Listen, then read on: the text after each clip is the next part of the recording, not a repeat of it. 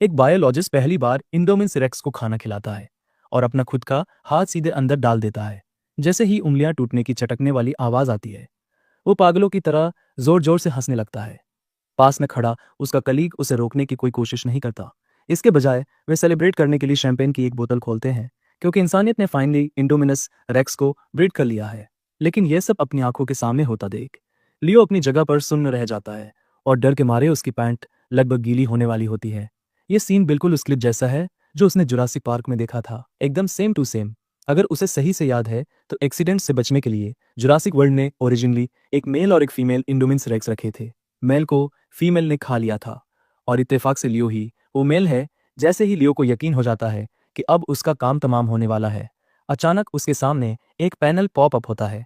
Gene fusion simulator, बिल्कुल वही game जो उसने अपनी पिछली लाइफ में खेला था, जहां दूसरे जानवरों का शिकार करके वह उनके जीन्स को एब्जॉर्ब और फ्यूज कर सकता है।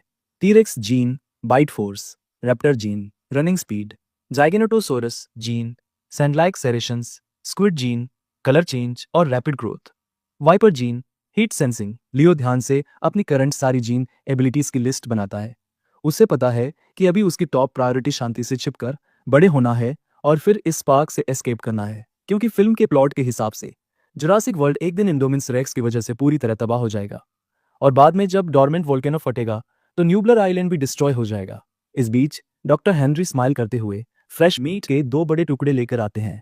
इंडोमिनस रेक्स उनका मास्टरपीस है जो पक्का जुरासिक वर्ल्ड के लिए बहुत सारा रेवेन्यू जनरेट करेगा। लेकिन जैसे ही वो फीमेल इंडोमिनस रेक्स को खाना खिलाने के लिए आगे बढ़ते हैं, वो छोटी सी बच्ची अचानक झपटती है, अपना नुकीला आरी जैसा मुंह खोलती है और डॉक्टर हेनरी के हाथ को कसकर जकड़ लेती है। बस एक बाइट और यह लगभग उनकी उंगलियां ही काटकर अलग कर देती है। हाँ, अब लग रहा है न कुछ बात, उनके हाथ से पहले ही खून बह रहा है। फिर भी डॉक्टर हेनरी के एक्सप्रेशंस बिल्कुल नहीं बदलते, बल्कि उनकी स्माइल और भी चौड़ी हो जाती है। लियो इस चीज को खुद महसूस करता है। फीमेल इंडोमिनस रेक्स की भयानक दरिंदगी उसके पैदा होने के पल से ही साफ दिखाई दे रही है। उसे और तेजी से बड़ा होना होगा, वरना उसके सामने टिकने का उसका कोई चांस नहीं है। कच्चा मांस खाने का ये उसका पहला मौका है, लेकिन उसके डायनासोर वाले टेस्ट बड्स हर एक बाइट को बहुत ही सेटिस्फाइंग बना देते हैं। आपने मी खाया, जीन पॉइंट्स प्लस 2। जब तक उसका पेट भरता है, लियो के पास टोटल एक जीन पॉइंट इकट्ठा हो चुका होता है। लियो अपना हाथ खुजाता है, उसकी आंखें सोच में तेजी से घूम रही है और वो उस इकलौते जीन पॉइंट को स्क्यूड जीन की रैपिड ग्रोथ एबिलिटी पर खर्च कर देता है।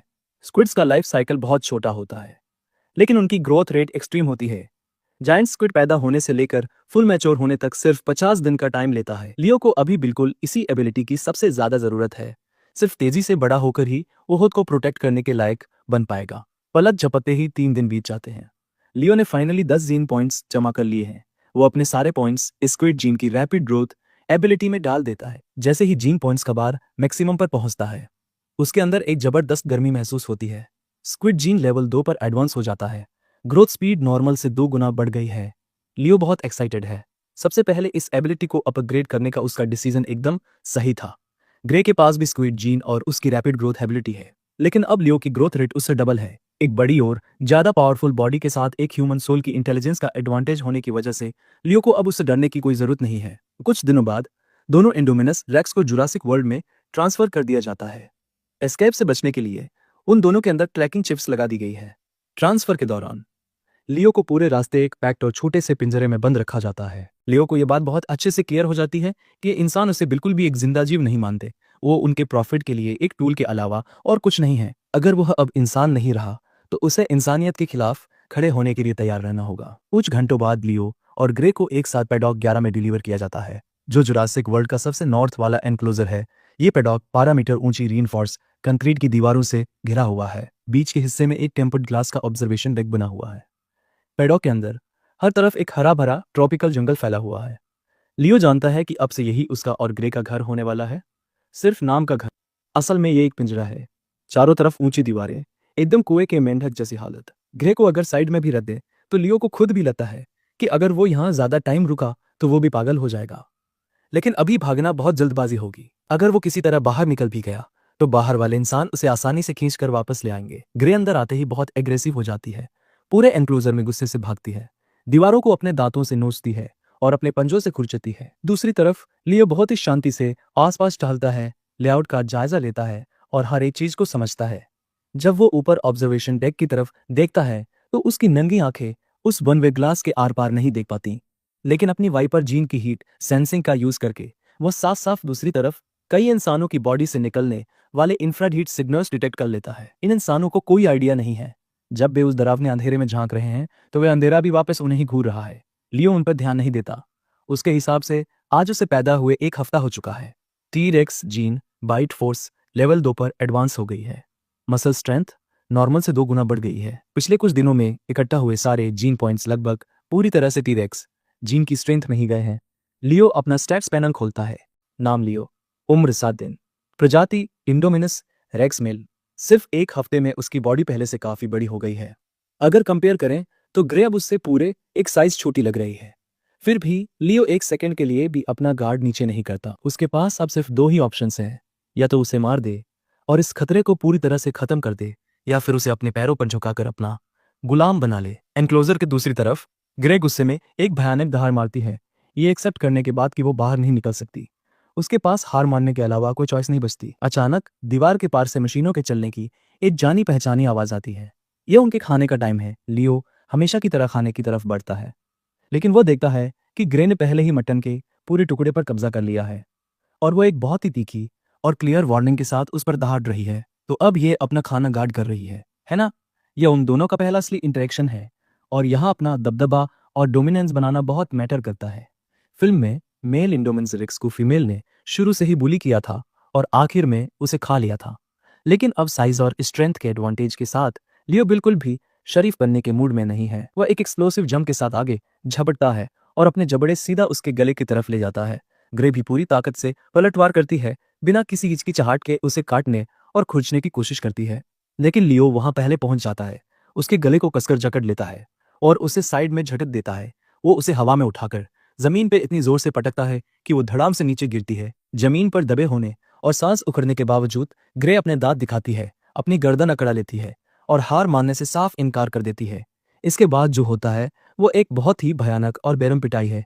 भले ही लियो अभी भी छोटा है, लेकिन उसके हर एक वार के पीछे मौजूद वो दोगुनी ताकत ग्रे को बहुत सीरियस डैमेज देने के लिए काफी है। कुछ मिनटों बाद बार बार मिट्टी में पटकी गई ग्रे फाइनली हार मान लेती है। वह अपनी पीठ के बल लेट जाती है, अपना पेट सरेंडर के पोज में खुला छोड़ देती है। बेचारी, तुम सच में कुछ भी नहीं हो। अब तुम्हें पता चल गया होगा कि यहाँ बॉस कौन है। लियो उसे छोड़ देता है और अपना खाना खाने के लिए मुड़ता है। किसी जानवर को सही से ट्रेन करने की शुरुआत हमेशा जल्दी ही होती है। ग्रे अपनी पीठ के बल लेटी है, बिना हिले डुले लियो को पहले खाते हुए देख रही है और हिलने की हिम्मत तक नहीं कर रही। जब लियो खत्म कर लेता है और एक दहाड़ मारता है, तभी उसे खाने के पास जाने की परमिशन मिलती है। चलो अब इसे एक नाम देने का टाइम आ गया है। फिल्म में मेल हीरो ने जिस मेन रैप्टर को डेम किया था उसका नाम ब्लू था। उस दिन के बाद से लियो की डेली लाइफ में एक नया रूटीन जुड़ जाता है, ग्रे को ट्रेन करना। टाइम बहुत जल्दी गुजर जाता है। उनके पैदा होने के 3 महीने बाद पैडॉक 11 के अंदर एक जिंदा सुअर फेंका जाता है जो घने पेड़ों के बीच छिप जाता है। लियो और ग्रे अलग हो जाते हैं और चुपचाप पीछे से उसके करीब जाते हैं। अगले ही पल लियो एकदम बिजली की तरह झाड़ियों से बाहर निकलता है, हवा में छलांग लगाता है और सीधा उस सुअर पर जाकर गिरता है। सुअर जमीन पर गिर पड़ता है और पैनिक में जोर जोर से चिल्लाने लगता है। लियो के जबड़े उसके गले को जकड़ लेते हैं। उसी टाइम पर ग्रे पास आती है और अपने दांत सुअर के पेट में गड़ा देती है। थोड़ी ही देर में उसका चिल्लाना पूरी तरह से बंद हो जाता है। आपने एक पालतू सुअर का शिकार किया। Gene points +5। एक्सट्रैक्टेबल जीन पालतू सुअर जीन। Robust physique level 1। Robust physique को एक्सट्रैक्ट करें? बिल्कुल नहीं। लियो 5 जीन पॉइंट्स को सीधा स्क्विड जीन की रैपिड ग्रोथ में डाल देता है। लेवल 3 पर उसकी ग्रोथ रेट 3 गुना बढ़ जाती है। उसकी करंट कॉम्बैट स्ट्रेंथ पर किसी शेर, बाघ या तेंदुए को मारना बहुत ही मामूली बात होगी, लेकिन इतना काफी नहीं है। लियो के असली दुश्मन जंगली जानवर नहीं है, वे इंसान हैं। जब उसके अंदर हथियारों वाले सोल्जर्स को हैंडल करने की एबिलिटी आ जाएगी, तभी वह बाहर भागने के बारे में सोचेगा। दोनों इंडोमिनस रेक्स मिलकर उस सुअर को जल्दी ही पूरी तरह से साफ कर देते हैं। लियो की हीट सेंसिंग को ऑब्जर्वेशन डेक के पास कुछ हलचल महसूस होती है। यह डॉक्टर हेनरी है और उनके साथ एक भारी भरकम गोल पेट वाला आदमी है। वह आदमी एक प्राइवेट मर्सिनरी ग्रुप से है। उसका नाम हॉस्किंस है। हेनरी, तुमने दुनिया की सबसे परफेक्ट किलिंग मशीन बना दी है, लेकिन ये दोनों इंडोमिनस रेक्स एक ही टाइम पर पैदा हुए थे, तो इनके साइज में इतना बड़ा फर्क क्यों है? हॉस्किंस एक्साइटमेंट से लगभग कांप रहा है। मैंने उनके जीनोम में स्क्विड डीएनए मिक्स किया था, इससे उनकी ग्रोथ रेट तेज हो जाती है। अभी देखकर ऐसा लग रहा है कि मेल के अंदर स्क्विड डीएनए का कॉन्सेंट्रेशन ज्यादा है, इसीलिए वह इतनी तेजी से बड़ा हो रहा है। डॉक्टर हेनरी एक्सप्लेन करते हैं। वाह, ये तो और भी अच्छा है। हॉस्किंस की आंखें और चमक उठती हैं। असल में ये दोनों इंडोमिनस रेक्स बस पहले बैच के प्रोटोटाइप्स हैं जिन्हें डॉक्टर हेनरी ने क्रिएट किया दिया है। ऑफिशियली वे जुरासिक वर्ल्ड के लिए बस एग्जिबिट्स प्रदर्शन की चीजें हैं, लेकिन बंद दरवाजों के पीछे उन्हें मिलिट्री ऑपरेशंस में यूज करने का प्लान है। अगर इंडोमिनस रेक्स उम्मीद के मुताबिक काम करते हैं तो डॉक्टर हेनरी मास प्रोडक्शन की तरफ आगे बढ़ेंगे और इंडोमिनस रेक्स की एक पूरी स्ट्राइक फोर्स तैयार करेंगे। पैदा होने के 10 महीने बाद लियो की लंबाई 15 मीटर को पार कर चुकी है और वह 7.5 मीटर ऊंचा खड़ा है। उसका वजन डबल होकर 20 टन हो चुका है। वह पहले ही फिल्म में दिखाई गई सब एडल्ट फीमेल इंडोमिनस रेक्स के साइज के बराबर हो चुका है। इसके अलावा लियो की हर एक जीन एबिलिटी लेवल 5 तक अपग्रेड हो चुकी है, जिससे उनका एडवांसमेंट पूरा हो गया है। T Rex gene bite force enhance bite में एडवांस हो गई है। Raptor gene running speed high speed movement में एडवांस हो गई है। लियो अपना स्टेट्स पैनल खोजता है। नाम लियो, उम्र 10 महीने, प्रजाति इंडोमिनस रेक्स। अगर कंपेयर करें तो 10 महीने की ग्रे सिर्फ 7 मीटर लंबी और 3.5 मीटर ऊंची है और उसका वजन 4 टन है, जो लियो से 5 गुना कम है। अब आजाद होने और अपनी फ्रीडम वापस लेने का टाइम आ गया है। अब यहाँ और ज्यादा रुकने का कोई फायदा नहीं है। पहला, रिसोर्सेज बहुत कम है। इंसान जो डेली खाना देते हैं वह बहुत लिमिटेड है। दूसरा, इतने लंबे टाइम तक एक बंद जगह में कैद रहने के बाद लियो अब खुद को इस छोटे से पिंजरे में और ठूंस कर नहीं रख सकता। अब इस आइलैंड से हर एक इंसान को भगाने का टाइम आ गया है। एक भी नहीं बचेगा। लियो मुड़ता है और ग्रे पर दहाड़ मारता है, जो अभी भी अपना खाना खाने में बिजी है। वह दहाड़ एक सिग्नल है। ऑपरेशन शुरू हो चुका है। फिल्म में फीमेल इंडोमिनस रेक्स ने पहले पैडॉक के इंफ्रारेड स्कैनर्स को ब्लॉक करने के लिए अपनी ट्री फ्रॉग जीन की इंफ्रारेड स्टेल्थ का यूज किया था। फिर उसने दीवार पर पंजों के निशान छोड़ दिए थे, जिससे ऐसा लगा कि वह दीवार फांद कर बाहर निकल गई है। प्लेयर फीमेल की लोकेशन ट्रैक करने के लिए भागकर कंट्रोल रूम गई थी, बस यह देखने के लिए कि वह तो पूरे टाइम पैडॉक के अंदर ही छिपी हुई थी और तब तक बाकी लोग पहले ही एनक्लोजर के अंदर घुस चुके थे। फीमेल अपनी छिपने की जगह से बाहर आई, सर्विस डोर को ब्लॉक कर दिया और गार्ड्स को अपनी जान बचाने के लिए मेन गेट खोलने पर मजबूर कर दिया और इस तरह वह बाहर निकल गई। लेकिन यह पूरा सीक्वेंस काफी हद तक किस्मत पर टिका हुआ था। लियो के एस्केप प्लान में ऐसी कोई कॉम्प्लिकेशन नहीं है। वह सीधे आर पार जाने वाला है। उसे बस उस गेट पर एक नजर डालने की जरूरत है। यह गेट उसे रोक ही नहीं सकता। अब इस वार में उसकी 10 महीने की कैद, बेइज्जती और घुट घुट कर जीने का पूरा गुस्सा शामिल है। कोई ईश्वरीय शक्ति भी अब इसे नहीं रोक सकती। ऊपर ऑब्जर्वेशन डेक पर मसानी और क्लेयर को अपनी आंखों पर यकीन नहीं हो रहा है कि वे क्या देख रहे हैं। तुम मजाक कर रहे हो। मेल इंडोमिनस रेक्स ने अभी अभी गेट को चकनाचूर कर दिया है और पैडॉक से बाहर निकल गया है। ग्रे भी पैडॉक 11 से बाहर लियो के ठीक पीछे पीछे आ जाती है। पैडॉक के बाहर एक कंस्ट्रक्शन क्रू काम कर रहा है। डायनासोर बाहर आ गए हैं। हर कोई अपनी जान बचाने के लिए पागलों की तरह इधर उधर भागने लगता है, लेकिन एक वर्कर ने मुश्किल से कुछ ही कदम बढ़ाए होते हैं कि तभी एक मोटी और पावरफुल पूंछ हवा को चीरते हुए आती है। वह आदमी 10 मीटर से भी ज्यादा दूर जाकर गिरता है और जमीन पर जोर से टकराता है। कुछ भी साबुत नहीं बचा। लियो इंसानों पर कोई रहम नहीं दिखाता। उसके चमकते हुए स्टील जैसे पंजों का एक वार और एक और इंसान खत्म। आपने एक इंसान का शिकार किया, जीन पॉइंट्स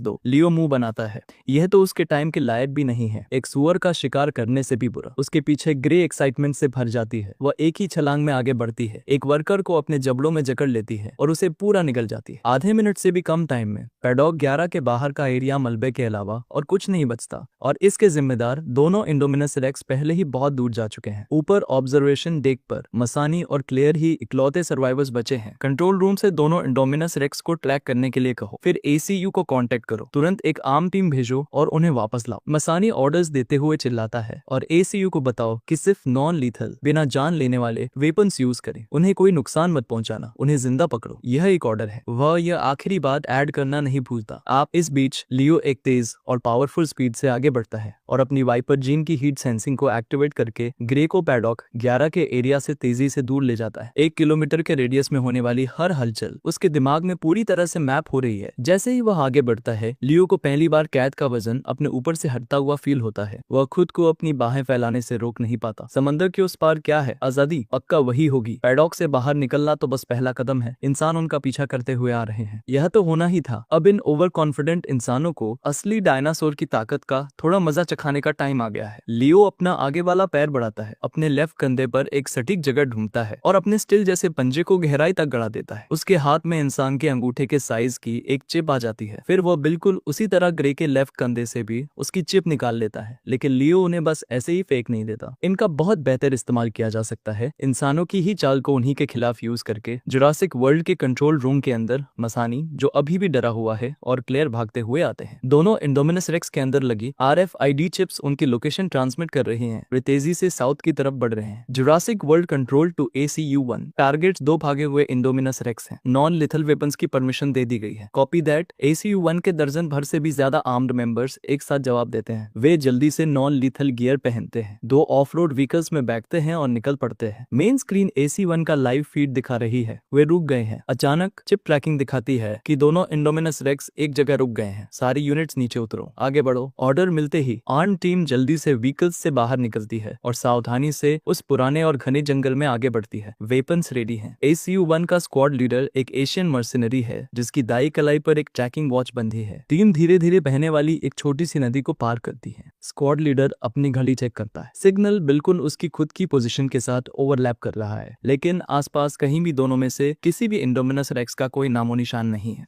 ई डिटेक्शन स्कैनर कोई भी गड़बड़ नहीं दिखा रहा है। अजीब है। स्क्वाड लीडर अभी भी इस उलझन में ही होता है कि तभी कुछ ऐसा होता है जिससे वह रुक जाता है। वह अपनी मुट्ठी ऊपर उठाता है। टीम उसके पीछे एकदम रुक जाती है। उसकी नजरों के किनारे पर 2 हल्के ग्रे रंग की आकृतियां दिखाई देती हैं। वह ध्यान से देखता है। ये पत्थर नहीं है, ये कच्चे मांस के टुकड़े हैं जो ग्रे और सफेद रंग के स्केल से ढके हुए हैं और अभी भी ताजे हैं। स्क्वाड लीडर नीचे बैठता है और उनमें से एक को उठा लेता है। वो उसे पलटता है। अंदर एक RFID चिप धंसी हुई है जो अभी भी एक हल्की और लगातार जलने वाली लाइट के साथ ब्लिंक कर रही है। वह क्या है? मिस्टर मसानी कंट्रोल रूम के अंदर से कंफ्यूजन में पूछते हैं। ये वही चिप्स हैं जो दोनों इंडोमिनस रेक्स के अंदर लगाई गई थी। उन्होंने ये चिप्स खुद ही खोद कर निकाल दी। क्लेयर का चेहरा पीला पड़ जाता है। तब ऊपर से खून की एक सिंगल बूंद स्क्वाड लीडर की कलाई पर गिरती है। स्क्वाड लीडर ऊपर देखता है। ऊपर के पत्ते खून से भीगे हुए हैं और बिना हवा के ही जंगल हिल रहा है। फिर स्क्वाड लीडर की नजरों के सामने पेड़ों की ऊंची कैनोपी से बिना किसी वार्निंग के एक बहुत बड़ा और नुकीला रेप्टाइल वाला सिर बाहर निकलता है। उसके पीछे पीछे उसकी बाकी की ऊंची और पावरफुल बॉडी भी बाहर आती है। सरप्राइज! दोनों इंडोमिनस रेक्स नीचे खड़े छोटे इंसानों को देख रहे हैं। उनकी ठंडी लाल और लंबी पकलियां एक तेज और बर्फीली रोशनी से चमक रही हैं। ओ गॉड, यह कैमोफ्लाज छलावरण कर सकता है। स्क्वाड लीडर का दिमाग पूरी तरह से ब्लैंक हो जाता है। ये शब्द मुश्किल से उसके मुंह से निकलते ही हैं कि लियो एक कदम आगे बढ़ाता है, अपना मुंह पूरा खोलता है और उस आदमी की अपर बॉडी को कसकर जकड़ लेता है और उसे पूरा निगल जाता है। आपने एक इंसान का शिकार किया। Gene points +3। पहले के मुकाबले हथियारों वाले सोल्जर्स को मारने से थोड़े ज्यादा जीन पॉइंट्स मिलते हैं। लियो ने स्क्विड जीन के फैंटम कैमोफ्लाज और ट्री फ्रॉग जीन के मल्टी स्पेक्ट्रम स्टेल्थ का एक साथ यूज करके खुद को छिपा लिया था। कंट्रोल रूम के अंदर स्क्वाड लीडर के वाइटल साइंस, हार्ट बीट तुरंत फ्लैटलाइन हो जाते हैं। मसानी, क्लेयर और कमरे में मौजूद हर इंसान सुन रह जाता है। किसी के मुंह से एक शब्द नहीं निकलता। Open fire, open fire. Arm team के बाकी लोग अपने शौक से बाहर आते हैं और अपनी इलेक्ट्रिक डार्ट गन्स उठाकर तेजी से फायर करने लगते हैं।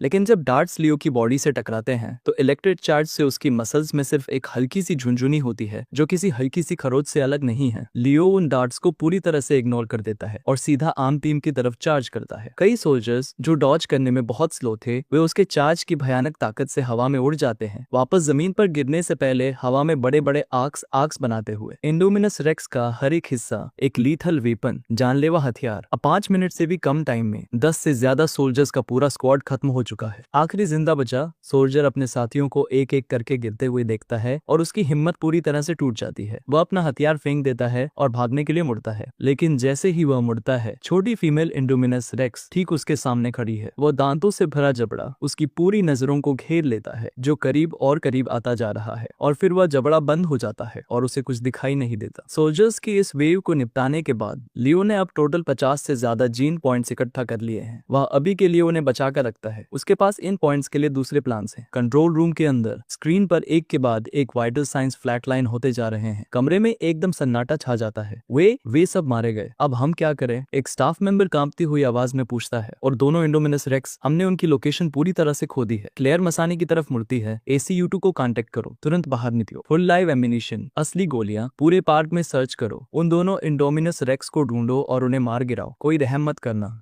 मसानी के पास ऑर्डर देने के अलावा कोई चारा नहीं बचता। ये दोनों इंडोमिनस रेक्स पूरी तरह से आउट ऑफ कंट्रोल हो चुके हैं और कोई और बड़ी तबाही होने से रोकने के लिए उन्हें मारना ही होगा। सूरज की रोशनी कम घने पेड़ों से छनकर आ रही है और जंगल के किनारे पर सुनहरी रोशनी बिखेर रही है। साउथ की तरफ बढ़ते हुए लियो और ग्रे फाइनली जंगल से बाहर आ जाते हैं। आगे एक खुला मैदान है जहाँ तक नजर जाती है। हर्बीवोर शाकाहारी जोन, दूर दूर तक ब्रेकियोसॉरस और एपाटोसॉरस घूम रहे हैं। ट्राइसेरोटॉप्स और पैरासोरोलोफस झुंड में चल रहे हैं और एंकिलोसॉरस अपने फुल बॉडी आर्मर के साथ भारी कदमों से चल रहे हैं। एक इंडोमिनस रेक्स के लिए यह एक हंटिंग ग्राउंड, शिकार की जगह है। लियो पहले ही काफी सारे जीन्स फ्यूज कर चुका है, लेकिन वह अभी भी कंप्लीट होने से बहुत दूर है। अभी भी कमियां हैं। डिफेंस इस टाइम उसकी सबसे बड़ी कमजोरी है। इस कमी को पूरा करने के लिए उसे और जीन फ्यूजन्स और ज्यादा ताकतवर एबिलिटीज की जरूरत है और उसने अपना पहला टारगेट चुन लिया है। लियो पास ही घास चर रहे 3 एंकिलोसॉरस पर फोकस करता है। वह अपने पिछले दोनों पैरों को जमीन में गड़ाता है। उसका भारी भरकम शरीर हवा को चीरते हुए आगे की तरफ लॉन्च होता है और सबसे पास वाले एंकिलोसॉरस पर झपटता है। स्लो रिएक्ट करने वाले एंकिलोसॉरस को फाइनली खतरे का पता चल जाता है और वे भागने की कोशिश करते हैं। जैसे ही लियो कुछ बड़े कदमों में दूरी कम करता है, जमीन कांपने लगती है और वह ग्रुप के सबसे आखिरी एंकिलोसॉरस को पकड़ लेता है। एक जोरदार टक्कर उसे पूरी तरह से उल्टा पलट देती है। बिना प्रोटेक्शन वाला पेट, एंकिलोसॉरस का इकलौता वीक पॉइंट, अब सामने आ गया है। लियो बिना किसी हिचकिचाहट के अपने जबड़े उसमें गड़ा देता है। एंकिलोसॉरस जिंदा रहने की कोशिश करता है, लेकिन वह ज्यादा देर नहीं टिक पाएगा। लियो यही नहीं रुकता, वह मुड़ता है और बाकी दोनों के पीछे जाता है। लियो को अभी भी अपनी तरफ आते देखकर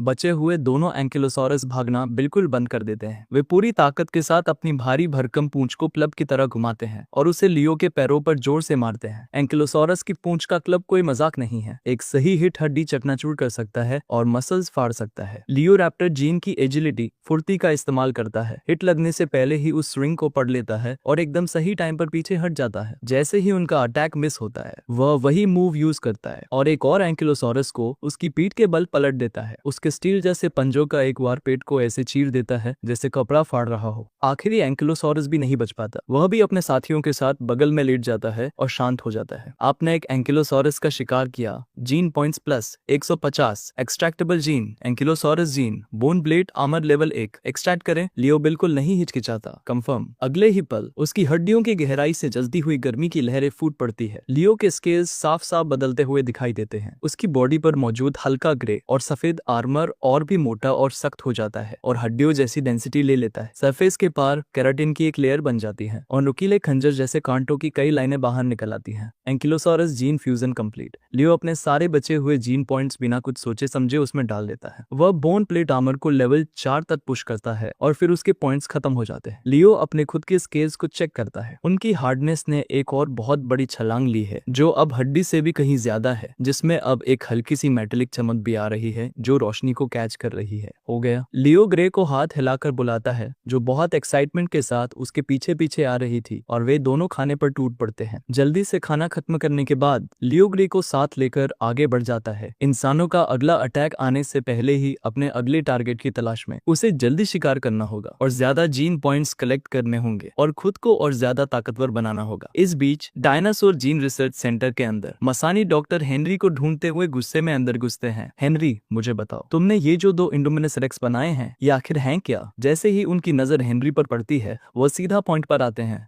मुझे डर है कि यह कॉन्फिडेंशियल सीक्रेट है। इंडोमिनस रेक्स का जेनेटिक कंपोजिशन इंजन की प्रॉपर्टी है। डॉक्टर हेनरी अपनी कुर्सी पर पीछे की तरफ टिक जाते हैं और आराम से चाय का एक घूंट लेते हैं। उन्होंने लोगों को मार डाला, मसानी सीधे शब्दों में कहते हैं। कितनी बुरी बात है। डॉक्टर हेनरी अपनी भौएं उठाते हैं। और इससे ज्यादा कुछ नहीं। तुम्हारे काम ने एक बहुत बड़ी तबाही मचा दी है। बोर्ड तुम्हारी रिसर्च को जब्त करने वाला है और तुम्हें लीगल कॉन्सिक्वेंसेस, कानूनी कार्रवाई का सामना करना पड़ेगा। मसानी की टोन में बहस की कोई गुंजाइश नहीं है। डॉक्टर हेनरी स्माइल करते हैं। वह इस तरह के लोगों को बहुत अच्छे से जानते हैं। अगर मसानी यह गेम खेलना चाहते हैं तो हेनरी का काम यहाँ खत्म। अब अपने नुकसान को कम करने और भागने का टाइम आ गया है। जुरासिक वर्ल्ड के नॉर्दर्न हर्बीवोर जोन में हर्बीवोर्स पूरी तरह से केओस, अस्त व्यस्त में हैं, डर के मारे भाग रहे हैं और चीख रहे हैं। और यह सब इसलिए है क्योंकि मौत के 2 दूत उनके जोन में एंटर कर चुके हैं। यहाँ तक कि ब्रैकियोसॉरस, जो अपने भारी भरकम साइज के लिए फेमस हैं, वे भी उस आवाज से डरे हुए हैं। वे पैनिक में भारी कदमों से भाग रहे हैं। आखिरी एडल्ट ब्रैकियोसॉरस के पास रुकने और मुड़ने के अलावा कोई चारा नहीं बचता। वो दोनों डरावने इंडोमिनस रेक्स का आमने सामने से सामना करने के लिए मुड़ता है। ब्रैकियोसॉरस 25 मीटर लंबा, 15 मीटर ऊंचा, यानी 5 मंजिला इमारत जितना ऊंचा है और उसका वजन 50 टन से भी ज्यादा है, जो दोनों इंडोमिनस रेक्स को बौना साबित कर रहा है। लेकिन वह अभी भी एक हर्बीवोर ही है। लियो बिना किसी डर के उस बहुत बड़े ब्रैकियोसॉरस का सामना करता है। वह अपने पिछले पैरों से जमीन को चकनाचूर करते हुए धक्का मारता है और एक स्प्रिंट में ब्लास्ट करता है, सीधे ब्रैकियोसॉरस की तरफ आमने सामने से से चार्ज करते हुए। ग्रे भी पीछे नहीं रहती, वह फ्लैंक साइड से तेजी से आगे आती है, लियो के अटैक को सपोर्ट करते हुए। लियो का जबड़ा खुलता है और ब्रैकियोसॉरस की लंबी मोटी गर्दन को कसकर जकड़ लेता है। टी-रेक्स जीन की एनहांस्ड बाइट पूरी ताकत के साथ ब्लास्ट होती है। हर एक स्टील जैसा आरी वाला दांत स्किन और मांस को बहुत ही आसानी से चीर देता है। नॉर्मल बाइट फोर्स से 5 गुना ज्यादा ताकत के साथ उसकी गर्दन की हड्डी झटके में टूट जाती है। वह भारी भरकम शरीर किसी गिरते हुए पहाड़ की तरह जमीन पर धड़ाम से गिरता है। लियो तुरंत इसके बाद अपने स्टील जैसे पंजों को एकदम सटीकता से उसकी कैरोटिड आर्टरी गर्दन की नस में गड़ा देता है। ब्रैकियोसॉरस का खून बह जाता है और वह मर जाता है। आपने एक ब्रैकियोसॉरस का शिकार किया। Gene points plus 300। Extractable gene, Brachiosaurus gene, giant growth, विशाल विकास एक्सट्रैक्ट करें। जिस दिन वह किंग कॉन्ग या गॉडजिला के साइज तक पहुंच जाएगा, वह दिन सच में देखने लायक होगा। जैसे ही ब्रैकियोसॉरस जीन अपना असर दिखाना शुरू करता है, लियो को अपनी बॉडी फटने की कगार पर खड़े किसी ज्वालामुखी की तरह महसूस होती है। उसका खून खौलते हुए मैग्मा, यह दर्द बर्दाश्त के बाहर है। लियो अपने जबड़े कस लेता है, अपने गले से उठने वाली उस गहरी और बेकाबू दहाड़ को दबाने की पूरी कोशिश करते हुए। उसके बगल में खड़ी ग्रे अपनी चिंता छिपा नहीं पाती। वह उसे चेक करते हुए एक धीमी सी आवाज निकालती है। उसकी बॉडी के अंदर अनगिनत सेल्स, कोशिकाएं डिवाइड और मल्टीप्लाई हो रहे हैं। हर एक मसल और हड्डी खिंचकर बड़ी हो रही है। कुछ ही पलों में लियो का शरीर पानी सोखने वाले स्पंज की तरफ फूल जाता है। यह बदलाव नंगी आंखों से साफ देखा जा सकता है। उसकी बॉडी का हर एक हिस्सा उसी प्रोपोर्शन अनुपात में बड़ा हो जाता है। वह 20 मीटर लंबा और 10 मीटर ऊंचा होकर रुकता है। उसका वजन दोगुने से भी ज्यादा बढ़कर 50 टन हो चुका है। जब अंदर की जलन फाइनली कम होती है तो लियो अपना सिर पीछे की तरफ फेंकता है और अपनी पूरी ताकत के साथ एक बेकाबू दहाड़ मारता है। एक ऐसी ओवरपावर्ड ताकत जो उसने पहले कभी महसूस नहीं की थी, उसकी पूरी बॉडी में दौड़ जाती है। लियो अपना स्टैट्स पैनल खोलता है। वह 20 मीटर का है, वजन एक हैरान कर देने वाला 50 टन। ग्रे ने अभी अभी लियो को कुछ ही पलों में फूंककर अपने साइज से डबल से भी ज्यादा होते हुए देखा है। वह सच में पूरी तरह हैरान है। अब से बड़े भाई के करीब रहना ही बेहतर होगा। लियो तसल्ली देने के लिए उसके सिर पर प्यार से थपकी देता है। अब ग्रे ही उसकी इकलौती फैमिली है, उसकी इकलौती डायनो फैमिली, और लियो उसे अपने बहुत करीब रखता है। जुरासिक वर्ल्ड के सेंट्रल हब में वह रिजॉर्ट डिस्ट्रिक्ट जहां सारे कमर्शियल अट्रैक्शंस मौजूद हैं। नॉर्दर्न जोन्स से निकाले गए सारे गेस्ट को यहीं इकट्ठा किया गया है। 20,000 से भी ज्यादा लोग। गेस्ट्स को कोई आइडिया नहीं है कि क्या हुआ है और वे बिना किसी एक्सप्लेनेशन के इस तरह जानवरों की तरह यहाँ लाए जाने से बिल्कुल खुश नहीं है। कंट्रोल रूम के अंदर मसानी और क्लेयर वापस आ गए हैं और सिचुएशन को हैंडल कर रहे हैं। वे मिल गए। दोनों इंडोमिनस रेक्स फिलहाल जाइरोस्फीयर वैली सदर्न हर्बीवोर जोन में है, एवियरी के बहुत करीब।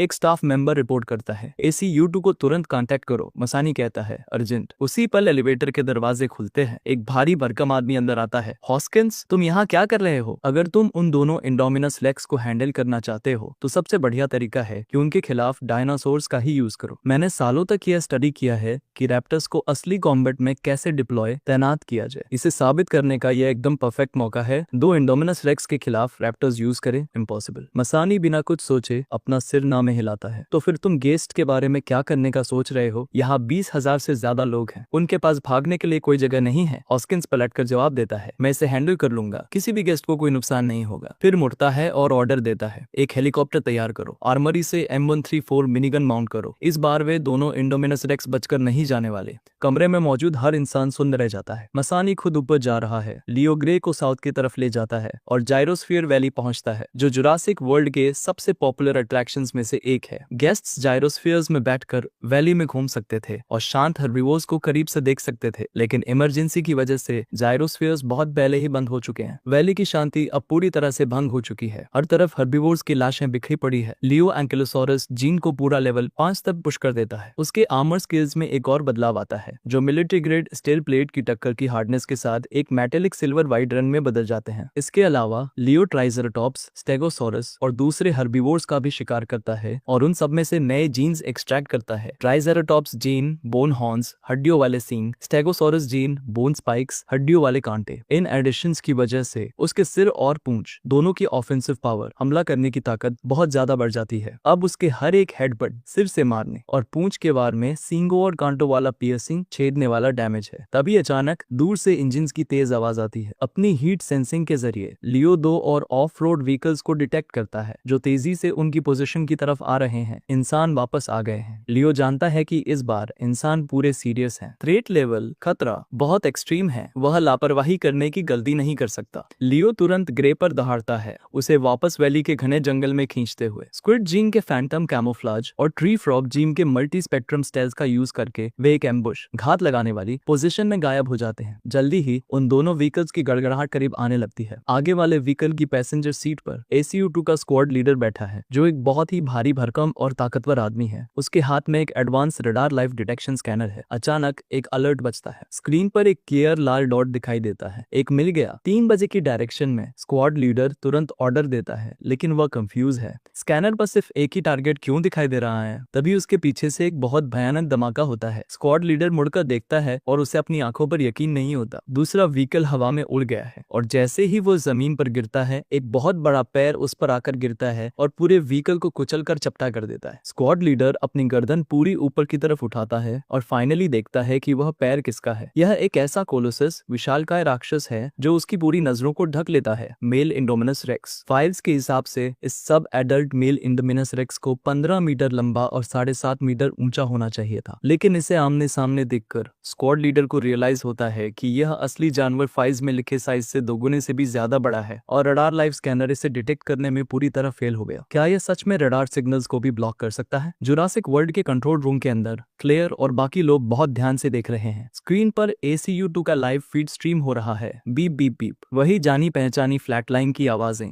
एक के बाद एक फिर से बजने लगती है। लियो को एक बार फिर किसी भूत की तरह स्क्रीन पर प्रकट होते हुए देखकर क्लेयर और बाकी सबका चेहरा सफेद पड़ जाता है। इसके पास रडार स्टेल्थ भी है। क्या मैं सही देख रही हूँ? इसकी बॉडी यह इतनी बड़ी कैसे हो गई है? और अब इसके सींग भी हैं, इसकी पूंछ पर कांटे हैं। माय गॉड, क्या ये पूरे टाइम इवॉल्व हो रहा था? लियो का सामना करते हुए उनमें से हर किसी को लगता है कि दुनिया को लेकर उनकी जो समझ थी वह चकनाचूर हो रही है। Open fire, open fire. Valley के जंगल के अंदर स्क्वाड लीडर अंदर तक हिल चुका है, लेकिन वह जल्दी से खुद को संभालता है और ऑर्डर चिल्लाता है। ये शब्द उसके मुंह से निकलते ही सोल्जर्स अपनी सबमशीन गन्स और असॉल्ट राइफल्स तान लेते हैं। ठंडी बंदूकों के मुंह से गोलियों की एक कभी न रुकने वाली बौछार निकलने लगती है। गोलियों का एक मेडल स्टॉर्म तूफान लियो की उस भारी भरकम बॉडी पर बरसने लगता है। लेकिन जिस नजारे की सबको उम्मीद थी कि मेल इंडोमिनस रेक्स गोलियों से छलनी हो जाएगा, वह नजारा कभी आता ही नहीं है। Clang clang clang. एक के बाद एक गोली अपने निशाने पर लगती है और ऐसी आवाज आती है जैसे मेटल मेटल से टकरा रहा हो। हर तरफ चिंगारियां उड़ने लगती हैं। यह कैसे पॉसिबल है?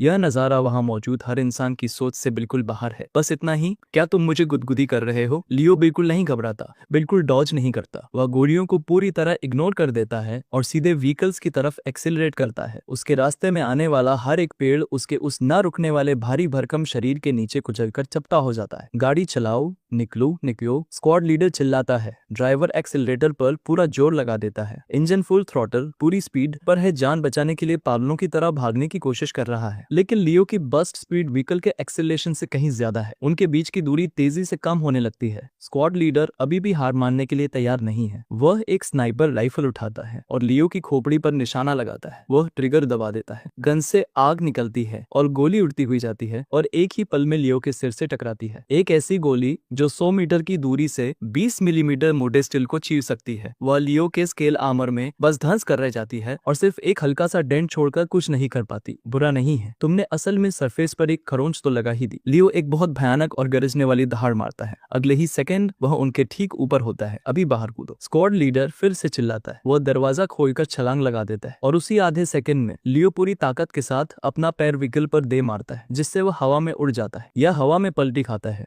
एक बहुत ही डरावनी आवाज के साथ छत के बस जमीन पर गिरता है और बुरी तरह कुचल जाता है। इस बीच कूदने के बाद स्क्वाड लीडर जमीन पर कई बार लुढ़कता है। उसकी बॉडी की हर हड्डी हिल चुकी है। वह बस अपनी विल पावर, इच्छा शक्ति के दम पर खुद को सीधा खड़ा होने पर मजबूर करता है। लेकिन जैसे ही वह अपने पैरों पर खड़ा होता है, उसकी पूरी बॉडी के साइज से कई गुना बड़ा एक रेप्टाइल वाला सिर ठीक उसके चेहरे के सामने होता है। वह भारी भरकम जबड़ा धीरे से खुलता है और एक बहुत ही खौफनाक तरीके से मुड़ता है। यह कोई मोनालिसा की स्माइल नहीं है, यह एक शैतान की स्माइल है। स्क्वाड लीडर चीख पड़ता है, फिर वह चीख बंद हो जाती है। जमीन पर खून की बस कुछ ही बूंदें बची है। लियो पलटे हुए व्हीकल के पास जाता है, अंदर चेक करता है। उसे एक सर्वाइवर मिलता है और वह उसका भी काम तमाम कर देता है। ACU-2 पूरी तरह खत्म हो चुका है। कंट्रोल रूम के अंदर ACU-2 का हर एक वाइटल साइन डार्क हो जाता है, यानी सब मर चुके हैं। क्लेयर और बाकी लोग एक शब्द भी नहीं बोल पाते। वह मेल इंडोमिनस रेक्स एक मॉन्स्टर है। उनकी स्टैंडर्ड आर्म फोर्सेस उसके सामने टिक ही नहीं सकती। अब उनके पास इकलौती उम्मीद मिस्टर मसानी ही बचे हैं, जो खुद आसमान से हमला करने के लिए निकल चुके हैं। लियो के पैनल पर लगातार किल नोटिफिकेशंस, मारने की सूचनाएं आ रही है। इस एंगेजमेंट से उसे 30 से ज्यादा जीन पॉइंट्स और मिल गए हैं। फिर भी इंसानों का शिकार करना फायदे का सौदा नहीं है। ये पॉइंट्स इतने कम हैं कि इनसे कोई खास फर्क नहीं पड़ने वाला। जब लड़ाई पूरी तरह खत्म हो जाती है, तभी लियो ग्रे को छिपने की जगह से बाहर आने के लिए बुलाता है। उसकी बनावट लियो जैसी नहीं है। गोलियों की एक बौछार सच में उसकी जान ले सकती है, इसीलिए उसने उसे पूरी फाइट के दौरान छिपा कर रखा था। ग्रे उसके पास आती है और उसे चेक करती है कि कहीं उसे चोट तो नहीं लगी। उसे उसके सिर के आर्मर में धसी हुई एक स्नाइपर की गोली मिलती है। ग्रे एक धीमी सी आवाज निकालती है और लियो को अपना सिर नीचे करने के लिए इशारा करती है। वह अपना एक पंजा आगे बढ़ाती है और बहुत सावधानी से उस गोली को कुरेद कर बाहर निकाल देती है। फिर वह आगे झुकती है और बहुत ही प्यार से उस घाव को चाटती है। ठीक है, मुझे ज्यादा चोट नहीं लगी है, बस खून की कुछ बूंदे हैं। लियो को यह सब बहुत मजेदार लगता है, लेकिन ग्रे ने वहाँ अपनी लार सलाइवा का एक छोटा सा गड्ढा जरूर बना दिया है। तभी लियो को बहुत ऊपर से एक आवाज सुनाई देती है। हवा को चीरते हुए रोटर ब्लेड्स की भारी गड़गड़ाहट। वह ऊपर देखता है। एक हेलीकॉप्टर तेजी से उनकी पोजीशन की तरफ बढ़ रहा है, सीधा उन्हीं की तरफ आ रहा है। खुले हुए साइड वाले दरवाजे में एक M134 मिनी गन लगी हुई है। यह ठीक नहीं है। लियो की हर एक इंस्टिंक्ट, सहज वृत्ति खतरे का अलार्म बजा रही है। वह तुरंत ग्रे पर दहाड़ता है, अभी निकलो यहाँ से। वह यही रुकेगा और हेलीकॉप्टर का ध्यान अपनी तरफ खींचेगा। ग्रे खतरे को सेंस कर लेती है। वह नहीं चाहती कि वह अकेला इसका सामना करे। लियो एकदम अलग डायरेक्शन में भागता है, अपनी फुल स्पीड पर। उसका टारगेट कई 100 मीटर आगे है, वैली के जंगल के दूसरे किनारे पर बनी एवेरी पक्षियों का बाड़ा। लियो के पास अभी कोई एंटी एयर एबिलिटी, हवा में मार करने की क्षमता नहीं है। एक हेलीकॉप्टर के सामने वह सिर्फ मार ही खा सकता है। अगर ऐसा है तो अब कुछ बैकअप बुलाने का टाइम आ गया है। टारगेट मिल गया। 10 बजे की डायरेक्शन में हेलीकॉप्टर के अंदर कंट्रोल्स पर खुद मसानी बैठे हैं। उनके दोनों तरफ हथियारबंद गार्ड्स हैं। M134 मिनीगन एक कान फोड़ देने वाली गड़गड़ाहट के साथ आग उगलना शुरू करती है। बंदूक के मुंह से गोलियों का एक बहुत ही भयानक तूफान निकलता है। भारी कैलिबर की गोलियां लगातार लियो का पीछा करती है और पूरे इलाके को छलनी कर देती है। वैली का वह कॉम्प्लेक्स उलझा हुआ इलाका और लियो की एक्सप्लोसिव स्पीड उसे ज्यादातर गोलियों से बचने में मदद करती है, लेकिन फिर भी बहुत सारी गोलियां अपने निशाने पर लग ही जाती हैं। और मेटल, धातु के मेटल से टकराने की वह गूंज एक लगातार बजने वाले कोरस गाने की तरह सुनाई देती है। इम्पॉसिबल, क्या ये चीज लोहे की बनी है? हेलीकॉप्टर में बैठे तीनों लोग सुन्न रह जाते हैं। तभी ठीक सामने मसानी को कांच का एक बहुत बड़ा गोल स्ट्रक्चर दिखाई देता है। एवेरी और मेल इंडोमिनस रेक्स सीधा उसके अंदर घुस जाता है। टक्कर इतनी जोरदार होती है कि टेम्पर्ड ग्लास में एक बहुत बड़ा छेद हो जाता है। कांच के टुकड़े जमीन पर बिखर जाते हैं। नहीं, मसानी के चेहरे का रंग उड़ जाता है। अगर टेरोसॉर्स, उड़ने वाले डायनासोर, एवेरी से बाहर निकल गए तो न सिर्फ उनका हेलीकॉप्टर खतरे में होगा, बल्कि जुरासिक वर्ल्ड में मौजूद हर एक टूरिस्ट को एक बहुत बड़ी तबाही का सामना करना पड़ेगा। जैसे ही लियो अंदर क्रैश करता है, एवेरी में मौजूद हर एक टेरोसॉर में अफरा तफरी मच जाती है। इतनी बड़ी और डरावनी चीज को अपने सामने देखकर वे सब पैनिक में चीखने लगते हैं। एवेरी में ज्यादातर मिड साइज प्रजातियां रहती है, टेरानोडॉन्स, डायमोफोडॉन्स और बाकी,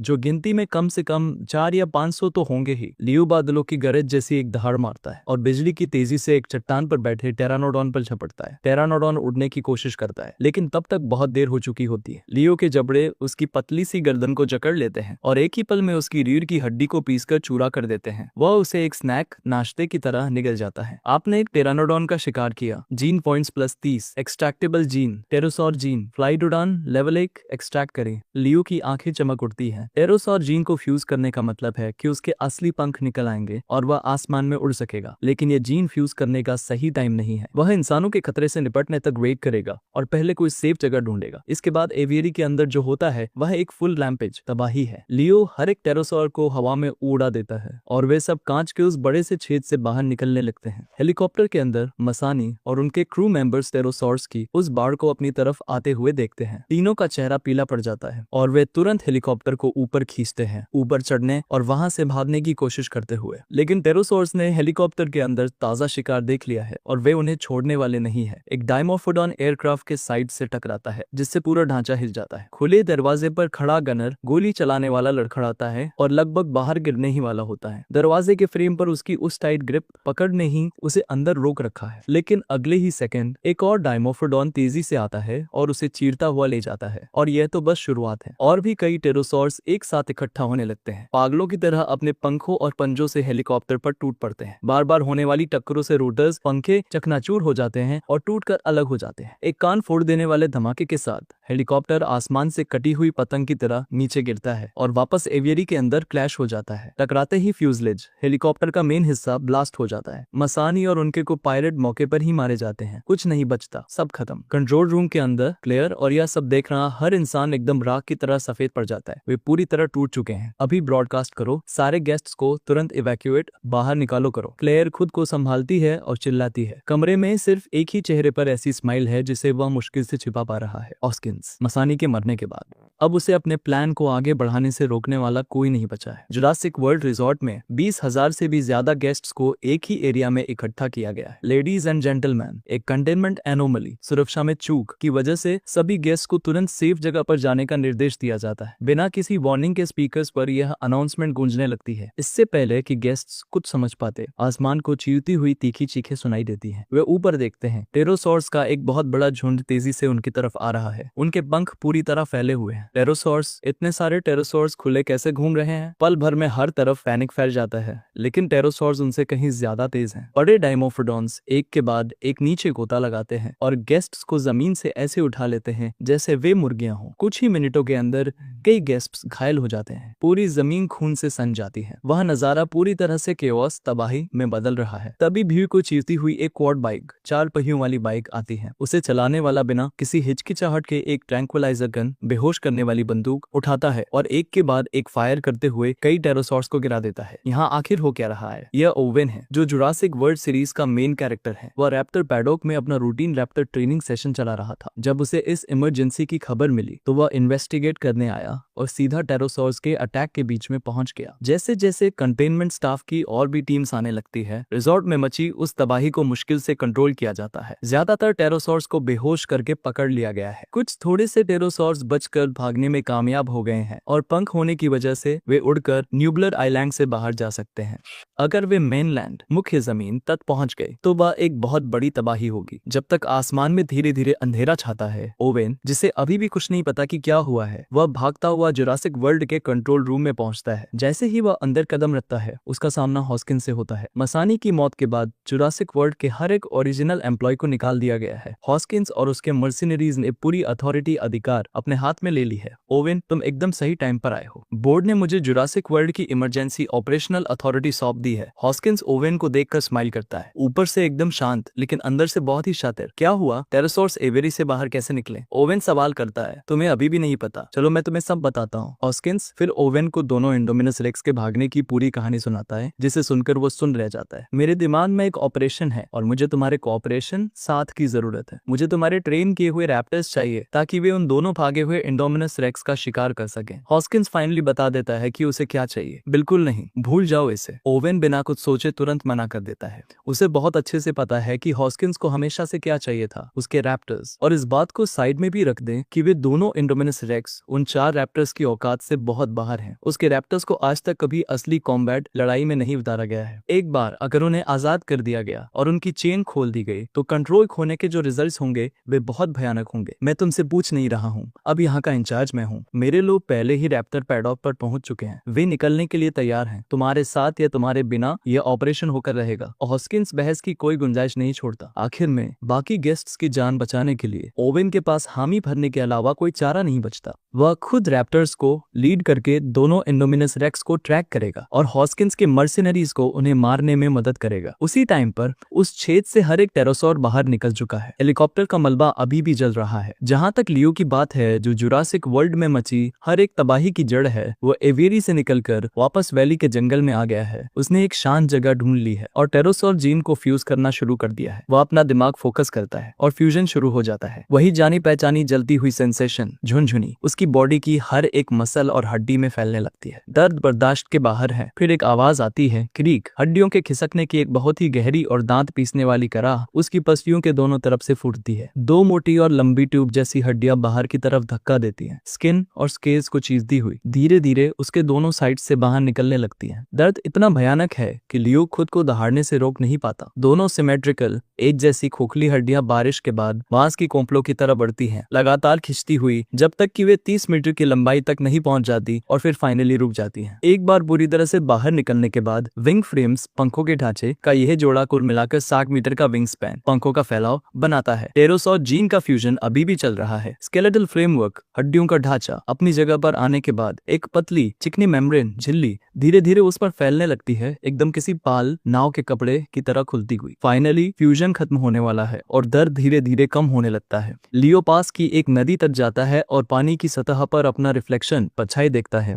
एक शब्द में कहे तो मैग्निफिसेंट, शानदार। पंख एकदम नेचुरल लग रहे हैं, जैसे वे हमेशा से उसके पास थे, बिल्कुल वैसा ही जैसा उसने सोचा था। टेरोसॉर जीन को फ्यूज करने से उसके असली पंख निकल आए हैं और उसे उड़ने की एबिलिटी मिल गई है। लेकिन यह उड़ान असल में कितनी केपेबल काबिल होगी, यह तो खुद टेस्ट करके ही पता चलेगा। लियो एनर्जी से भरी एक दहाड़ मारता है और अपनी नजरें दूर आसमान की तरफ उठाता है। सिल्वर और सफेद रंग के पंखों का वह जोड़ा अपने पूरे जंगली और शानदार फैलाव के साथ खुल जाता है। उसका प्राउड, गर्व से भरा शरीर किसी भी पल आसमान की तरफ लॉन्च होने के लिए एकदम तैयार लग रहा है। लियो बहुत ही सटीक कंट्रोल के साथ अपने पंख फड़फड़ाता है। उनके नीचे पावरफुल करंट्स, हवा की लहरें उठती हैं जो किसी तूफान की तरह बाहर की तरफ फैलती हैं। उसका शरीर हल्का होने लगता है। अगले ही पल उसके भारी भरकम पिछले पैर जमीन पर जोर से धक्का मारते हैं, जमीन को चकनाचूर करते हुए और 2 गहरे गड्ढे छोड़ते हुए। उसका भारी भरकम शरीर हैरान कर देने वाली फुर्ती के साथ ऊपर की तरफ लॉन्च होता है। उसी पल लियो अपने पंखों को बहुत ही तेजी और ताकत के साथ फड़फड़ाता है, हर एक स्ट्रोक के साथ लिफ्ट, उठान और थ्रस्ट धक्का जनरेट करते हुए उसका 50 टन का शरीर धीरे धीरे जमीन से ऊपर उठने लगता है। वह और ऊपर चढ़ता जाता है, पेड़ों की कैनोपी को चीरता हुआ और खुले आसमान में पहुंच जाता है। वह सच में उड़ रहा है। वह नीचे देखता है और जमीन को अपने नीचे से दूर होते हुए देखता है। पेड़ों की चोटियां नीचे छोटी होती जा रही है। वह अपने चेहरे से उस एक्साइटमेंट को छिपा नहीं पाता। शुरुआत में उसकी स्पीड स्लो है। हवा से लियो को नीचे जमीन पर एक जानी पहचानी आकृति दिखाई देती है, ग्रे, जिससे वह पहले अलग हो गया था। लियो तुरंत उसे आवाज देता है। ग्रे उसकी दहाड़ सुनती है और पलटकर आवाज देती है, लेकिन जब वह आसपास देखती है तो उसे वह कहीं दिखाई नहीं देता जब तक कि वह ऊपर नहीं देखती। उसे आसमान से जंगल के ऊपर उतरती हुई एक बहुत बड़ी पंखों वाली परछाई दिखाई देती है जो हवा और उड़ते हुए मलबे का एक तूफान खड़ा कर रही है। ग्रे घूरती रह जाती है। वह सच में लियो है। लियो बहुत ही आराम से लैंड करता है। उसके बड़े बड़े पंख एक बंद होते हुए छाते की तरह मुड़ जाते हैं और उसकी रीढ़ की चौड़ी हड्डी के साथ एकदम सफाई से लॉक हो जाते हैं। जैसे ही वह लैंड करता है, ग्रे पूरी क्यूरियोसिटी के साथ उसके पंखों के चक्कर लगाती है। लियो प्यार से उसके सिर पर थपकी देता है, एक दहाड़ मारता है और उसे साउथ की तरफ सीधा जुरासिक वर्ल्ड के सेंट्रल रिजॉर्ट एरिया की तरफ ले जाता है। शाम ढलने के बाद चुपचाप रात हो जाती है। पेडॉग 3, ओवेन का रैप्टर पेडॉग। एक्स के लिए जिस्टेस बादोग। ओवेन लियो और ग्रे के मांस के वो टुकड़े निकालता है जो उनकी RFID चिप्स निकालते टाइम काटे गए थे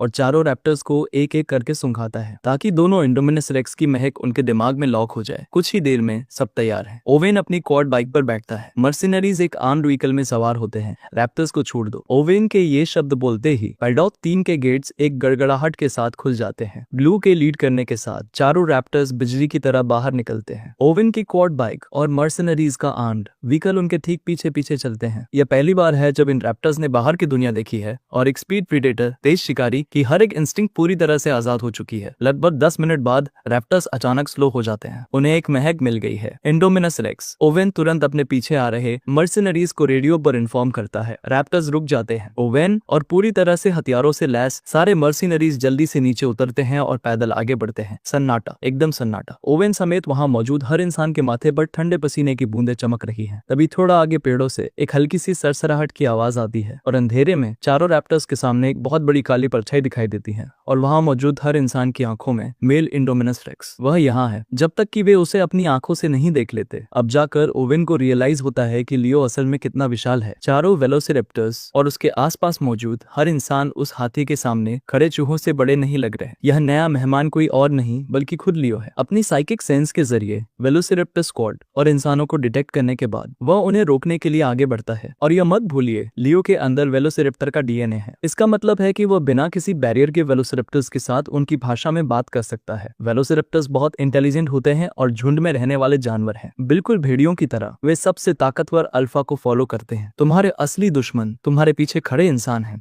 जिन्होंने तुम्हें पिंजरे में रखा और बचपन से तुम्हें पाला है। अपनी दहाड़ के जरिए लियो अपना मतलब चारों वेलोसिरैप्टर्स को एकदम साफ साफ समझा देता है। डायनासोर कभी गुलाम नहीं बनेंगे। उसके ये शब्द बोलते ही चारों वेलोसिरैप्टर्स एक साथ मुड़ते हैं। उनकी नजरें उनके पीछे खड़े इंसानों पर लॉक हो जाती हैं। पूरा बैटलफील्ड, मैदान ए जंग एक ही पल में बदल जाता है। डैम इट, कोई शक नहीं कि वे हमेशा इंडोमिनस रेक्स का जीन सीक्वेंस देने से मना क्यों करते थे। उन्होंने उसमें शुरू से ही वेलोसिरैप्टर का डीएनए मिला रखा था। अब जाकर ओवेन को फाइनली पूरी बात समझ में आती है। उसकी रीढ़ की हड्डी में एक ठंडी सिहरन दौड़ जाती है। तुम लोग किस बात का वेट कर रहे हो? ओपन फायर, उसे मार डालो। कंट्रोल रूम में हॉस्किंस माइक में चिल्लाता है। पूरी तरह से हथियारों से लैस मर्सिनरीज एक साथ फायर कर देते हैं। हर तरह की बंदूकें लियो पर सीधा गोलियों की बौछार करने लगती है, लेकिन हर एक गोली इंडोमिनस रेक्स के स्केल्स से टकराते ही चिंगारियों के साथ ब्लास्ट हो जाती है, जिससे हवा में लोहे पर लोहे के टकराने की तीखी आवाज गूंजने लगती है। मर जा। एक मर्सिनरी अपने कंधे पर एक रॉकेट लॉन्चर रखता है और सीधा लियो पर एक रॉकेट फायर कर देता है। लेकिन इसके बाद जो होता है उसका किसी ने अंदाजा भी नहीं लगाया था। इंडोमिनस रेक्स अचानक हवा में छलांग लगा देता है और उसकी पसलियों के दोनों तरफ से पंखों का एक बहुत बड़ा जोड़ा बाहर निकल आता है। उसकी पूरी बॉडी जमीन से ऊपर उठ जाती है। उन पंखों के हर एक फड़फड़ाहट के साथ जंगल के बीच से हवा की एक भयानक दीवार गुजरती है, जो खौफनाक ताकत वाले गरजते हुए बवंडर में बदल जाती है। आसपास के सारे पेड़ जमीन पर बिछ जाते हैं। पास खड़े हर इंसान का अपनी बॉडी से कंट्रोल खो जाता है और वे हवा में उड़कर दूर जा गिरते हैं। रॉकेट ठीक उसी जगह गिरता है जहां लियो अभी अभी खड़ा था और एक बहुत ही भयानक धमाके के साथ फटता है, जो पेड़ों के एक बहुत बड़े हिस्से को आग की लपटों में निगल लेता है। लेकिन लियो को एक खरोच तक नहीं आती। यह इम्पॉसिबल है। वह उड़ सकता है। कंट्रोल रूम में हॉस्किंस लाइव फीड को पूरी तरह से शॉक में घूरता रहता है। पीछे हटो सब लोग, पीछे हटो। ओवेन किसी तरह खुद को संभालता है और मर्सिनरीज पर चिल्लाता है, जो अब पूरी तरह से अस्त व्यस्त होकर जमीन पर बिखरे पड़े हैं। उनका दुश्मन अब सिर्फ वह मॉन्स्टर मेल इंडोमिनस रेक्स ही नहीं है। अब उन्हें उन 4 बागी वेलोसिरैप्टर से भी निपटना होगा। उसके मुंह से शब्द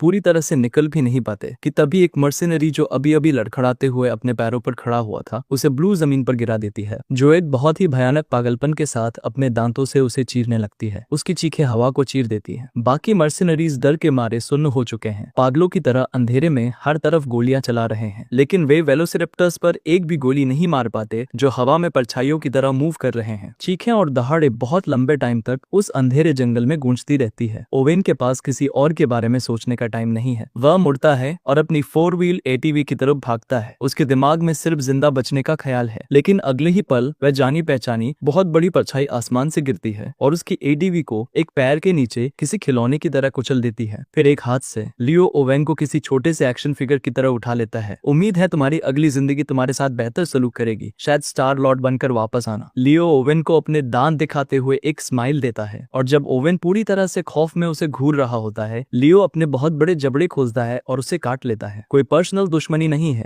लेकिन ओवेन जुरासिक वर्ल्ड फ्रेंचाइजी का मेल लीड है और बिल्कुल इसीलिए लियो को सबसे पहले उसी का काम तमाम करना था। ओवेन के मरने के बाद अब कोई चांस नहीं है कि चारों वेलोसिरैप्टर्स कभी भी लियो के खिलाफ जाएंगे। लियो एक बार फिर हवा में उड़ता है, एक एक करके बचे हुए मर्सिनरीज पर गोता लगाता है और उन्हें अपने पैरों तले कीलों की तरह कुचल देता है। मर्सिनरीज की पूरी यूनिट का सफाया हो चुका है। चारों वेलोसिरैप्टर्स पेट भरे हुए और सेटिस्फाइड लियो के आसपास इकट्ठा होते हैं, जो यह साफ दिखा रहा है कि वे अब से उसे फॉलो करने के लिए तैयार हैं। लियो उनकी तरफ एक दहाड़ मारता है, अपना अप्रूवल मंजूरी देते हुए। अकेले चलने में कोई फ्यूचर नहीं है, जैसा कि कहावत है, हर उस फोर्स को एक साथ मिला लो जिसे मिलाया जा सकता है। इसी पर ग्रे उनके पीछे के अंधेरे से बाहर आती है। वह भी वेलोसिरैप्टर का डीएनए कैरी करती है और पैक झुंड के साथ कुछ बातें एक्सचेंज करती है। ग्रे का साइज और ताकत वेलोसिरैप्टर्स से कहीं ज्यादा है, इसलिए ब्लू के पास नंबर 2 की पोजीशन छोड़ने के अलावा कोई चॉइस नहीं बचती। इस पूरे सीन में कुछ अजीब सा जाना पहचाना सा लग रहा है। ऐसा लग रहा है जैसे कोई डाकुओं का ग्रुप अपनी रैंक्स डिसाइड कर रहा हो। ग्रे और वेलोसिरैप्टर्स को अपना अपना ऑर्डर सेट करते हुए देखकर लियो को थोड़ा मजाकिया फील होता है, लेकिन वे कोई डाकुओं का ग्रुप नहीं है। वे अवेंजर्स का एक असली ग्रुप है और बदला लेने के लिए उनके टारगेट्स हैं। हम उठेंगे और राज करेंगे। लियो एक और बहुत भयानक दहाड़ मारता है, फिर वह ग्रे और वेलोसिरेप्टर्स को तेजी से उस जगह से दूर ले जाता है। जंगल पार करने के बाद वे जुरासिक वर्ल्ड के सेंट्रल कोर में पहुंचते हैं। इस बीच कंट्रोल रूम में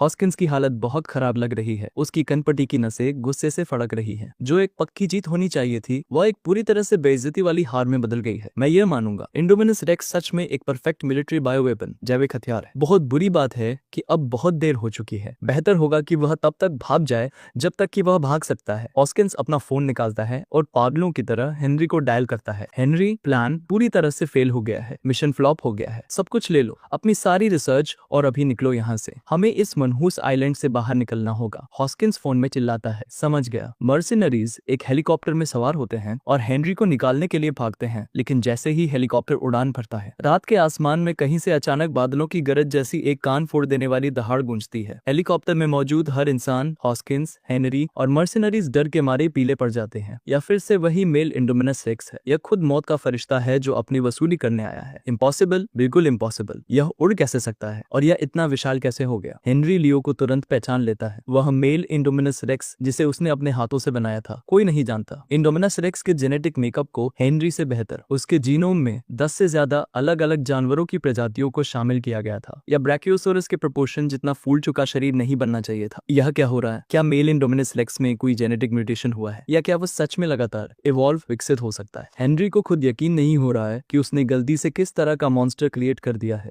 वह सीधा हमारी तरफ उड़ रहा है। ओपन फायर, अभी ओपन फायर करो। हॉस्किंस पूरी तरह पैनिक होकर चिल्लाता है। हेलीकॉप्टर के खुले दरवाजे पर एक मर्सिनरी एक भारी मशीन गन संभालता है और गुर्राते हुए फायर कर देता है, लेकिन लियो एक भी गोली को डॉज नहीं करता। वह गोलियों की उस बौछार को सीधा अपने ऊपर लेता है और हेलीकॉप्टर की तरफ सीधा बढ़ता चला जाता है। हेलीकॉप्टर मुश्किल से जमीन से ऊपर उठ पाया है और उसके पास एक्सेलरेट करने का टाइम ही नहीं है कि लियो पहले ही उसके ठीक ऊपर पहुंच चुका है। यह हेलीकॉप्टर जिसका फ्यूजलेज 10 मीटर से ज्यादा लंबा है, लियो की तेजी से करीब आती हुई परछाई के सामने बहुत कमजोर और छोटा लग रहा है। नहीं नहीं नहीं नहीं नहीं। हॉस्किंस और हेनरी दोनों डर के मारे सुन्न रह जाते हैं, लेकिन अगले ही पल लियो का जबड़ा हेलीकॉप्टर की पूंछ को कसकर जकड़ लेता है। वह सॉलिड अलॉय मिश्र धातु का ढांचा, उसके काटने की ताकत और स्टील शार्ट जैसे दांतों के नीचे टूटकर चकनाचूर हो जाता है, जिससे एयरक्राफ्ट तुरंत अपना बैलेंस खो देता है और जमीन की तरफ गिरने लगता है। किस्मत से हेलीकॉप्टर बहुत ज्यादा ऊपर नहीं गया था। यह जमीन पर क्रैश होता है और मलबे में बिखर जाता है, लेकिन अंदर मौजूद लोग बच तो जाते हैं, लेकिन उनकी जान मुश्किल से ही बच पाती है। जैसे ही हेनरी रिलीफ की सांस लेता है और मलबे से बाहर निकलने की कोशिश करता है, मौत की तरह ही लियो की डरावनी परछाई उसके बगल में जमीन पर उतरती है। उन बहुत बड़े पंखों से उठी हवा लगभग हर एक छोटे और हेल्पलेस इंसान को हवा में उड़ा ही देती है। इंडोमिनस रेक्स अपने हंसिए जैसे पंजों को आगे बढ़ाता है और हेलीकॉप्टर के बाहरी हिस्से को बहुत आसानी से फाड़ देता है। केबिन के अंदर मौजूद हर इंसान अब लियो की नजरों के सामने पूरी तरह से ओपन है। हॉस्किंस को प्रोटेक्ट करने के लिए असाइन किए गए कुछ मर्सिनरीज अभी भी अपनी बंदूकें उठाने और विरोध करने की कोशिश करते हैं, लेकिन इंडोमिनस रेक्स की उस क्लब जैसी पूंछ का एक बड़ा वार उन्हें एक ही झटके में उड़ा देता है और उन्हें कुचल कर चटनी बना देता है। मुझे बचाओ, मुझे बचाओ। हॉस्किंस एक बहुत ही डरावनी चीख मारता है। उसका गोल पेट हाफ रहा है जब वह रेंगते हुए मलबे से बाहर निकलता है और पागलों की तरह लियो की पकड़ से भागने की कोशिश करता है। इंडोमिनस रेक्स अपना बहुत बड़ा ड्रैगन जैसा पैर जोर से नीचे मारता है, जो उस पूरे एरिया को कवर कर लेता है जहां हॉस्किंस खड़ा है। जब वह पैर वापस उठता है तो नीचे बने उस गड्ढे में जो कुछ भी बचता है वह बस एक चपटा सा निशान है। आखिर में हेनरी बचता है, जो जमीन पर गिरा हुआ है, इतना डरा हुआ है कि वह एक मसल तक नहीं हिला सकता। बस कुछ ही इंच की दूरी से इंडोमिनस रेक्स को घूर रहा है। उसका चेहरा राख के रंग का हो चुका है,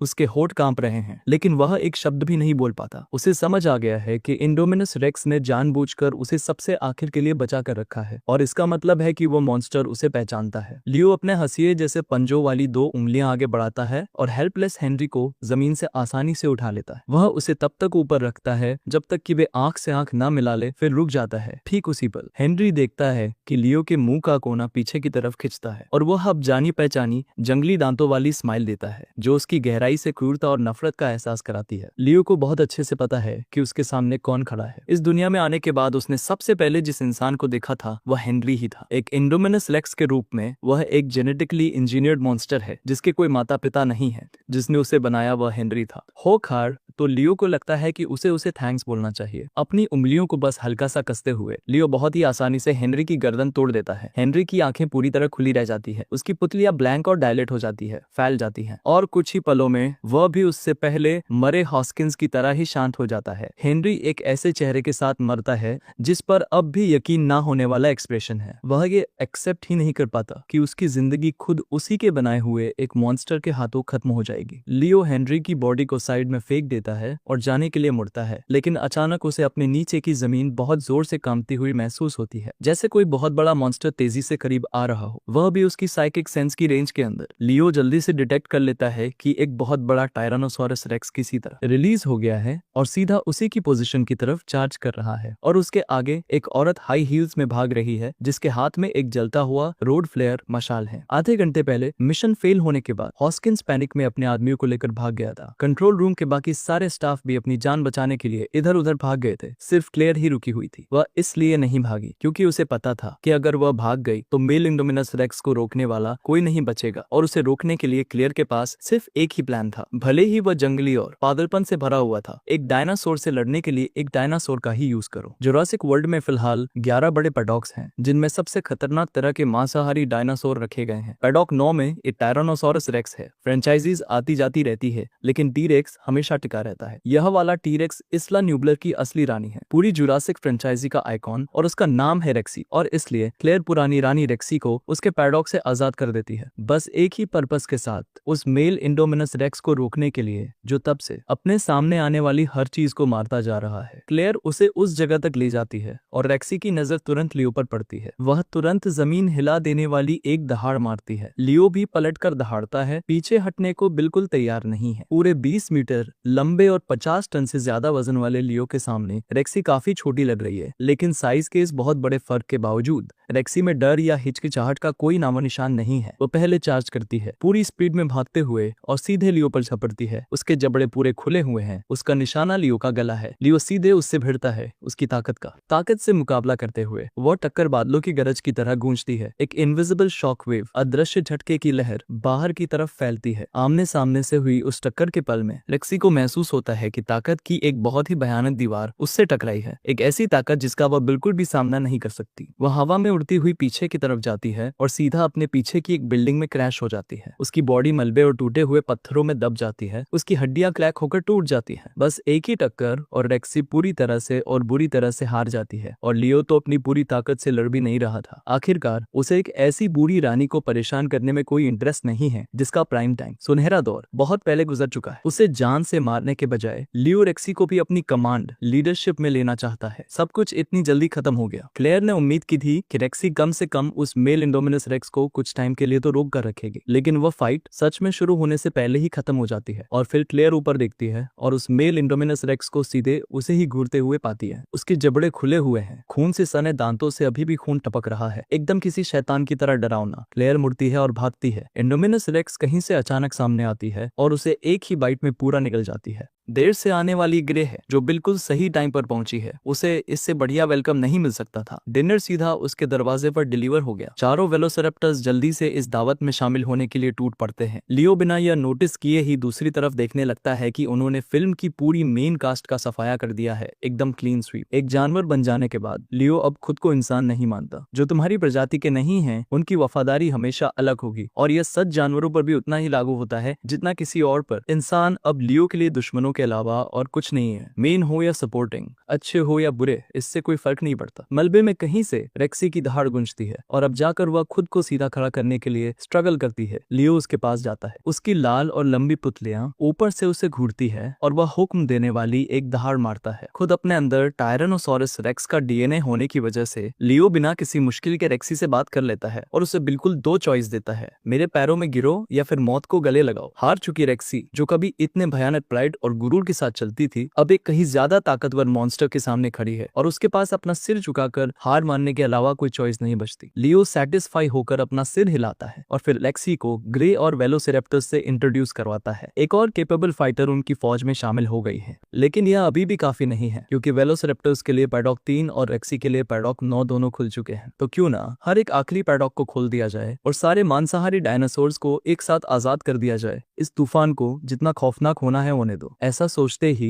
लियो तुरंत ग्रे और वेलोसिरेप्टर्स को लेकर एक्शन में आ जाता है। पैडॉक 1 में कॉम्सोग्नेट्स का एक झुंड है, छोटे मांसाहारी जो 1 मीटर लंबे होते हैं। झुंड में होने पर वे जानलेवा घाव देने के लिए काफी हैं। पैडॉक 2 में 5 डिलोफोसोरस है, मीडियम साइज के मांसाहारी 5 मीटर लंबे और आधे टन वजन वाले, जो अंधा कर देने वाला जहर थूक सकते हैं, जो शिकार की आंखों की रोशनी छीन लेता है और उसे पैरालाइज कर देता है। पैडॉक 4 में 2 कार्नोटोरस है, बड़े मांसाहारी जो 8 मीटर लंबे और 3 टन वजन वाले हैं। अपनी बेमिसाल भागने की स्पीड के लिए इन्हें क्रेटेशियस पीरियड का चीता कहा जाता है। पैडॉक 10 में सिर्फ एक जाइगैनोटोसोरस है, पीठ पर कांटों वाला एक बड़ा मांसाहारी, जिसे जेनेटिक इंजीनियरिंग के जरिए बहुत ज्यादा मॉडिफाई किया गया है और इसी वजह से इसे नॉर्दर्न जाइगैनोटोसोरस का निकनेम मिला है। एक एक करके लियो पैडॉक के गेट्स को एक भयानक धमाके के साथ तोड़ता चला जाता है और हर एक मांसाहारी डायनासोर आजाद हो जाता है। इसी के साथ इस्ला न्यूबलर की सत्ता हमेशा के लिए बदल चुकी है। यह आइलैंड अब इंसानों के खेलने की जगह नहीं रहा, यह अब डायनासोर्स का है। फाइनली अपने पिंजरों से आजाद होने के बाद बाहर निकले सारे मांसाहारी जीत की खुशी में बादलों की गरज जैसी दहाड़े मारते हैं और तभी उनके ऊपर हवा में पूरी अथॉरिटी से भरी एक अकेली दहाड़ गूंजती है। जब वे उस आवाज की तरफ ऊपर देखते हैं तो उन्हें अपने ऊपर मंडराता हुआ एक बहुत बड़ा 4 पैरों वाला और पंखों वाला ड्रैगन दिखाई देता है। वे तुरंत समझ जाते हैं यह वही 4 पैरों वाला पंखों वाला ड्रैगन था जिसने उनके पैडॉक के गेट्स तोड़कर उन्हें आजाद किया है। लियो ऊपर से उन मांसाहारी डायनासोर्स को घूरता है और एक और हुक्म देने वाली दहाड़ मारता है। उसका मतलब एकदम साफ है, मेरे सामने झुको या मरो। छोटा कॉम्सोग्नेथस का झुंड और डिलोफोसोरस का ग्रुप डर के मारे जमीन पर लेट जाता है। 3 कार्नोटोरस और 2 टेरोसोरस लियो के डरावने साइज पर एक नजर डालते हैं और वे भी अपना सिर झुका लेते हैं, लेकिन बचे हुए थेरेजिनोसोरस, क्वेट्ज़िलस, स्पिनोसोरस और जाइगैनोटोसोरस इतनी आसानी से हार मानने से इनकार कर देते हैं। बढ़िया, लियो सोचता है, उनके हर एक रिएक्शन को ध्यान से देखते हुए जो लोग अपनी मर्जी से झुकने के लिए तैयार हैं वह उन्हें परेशान नहीं करेगा,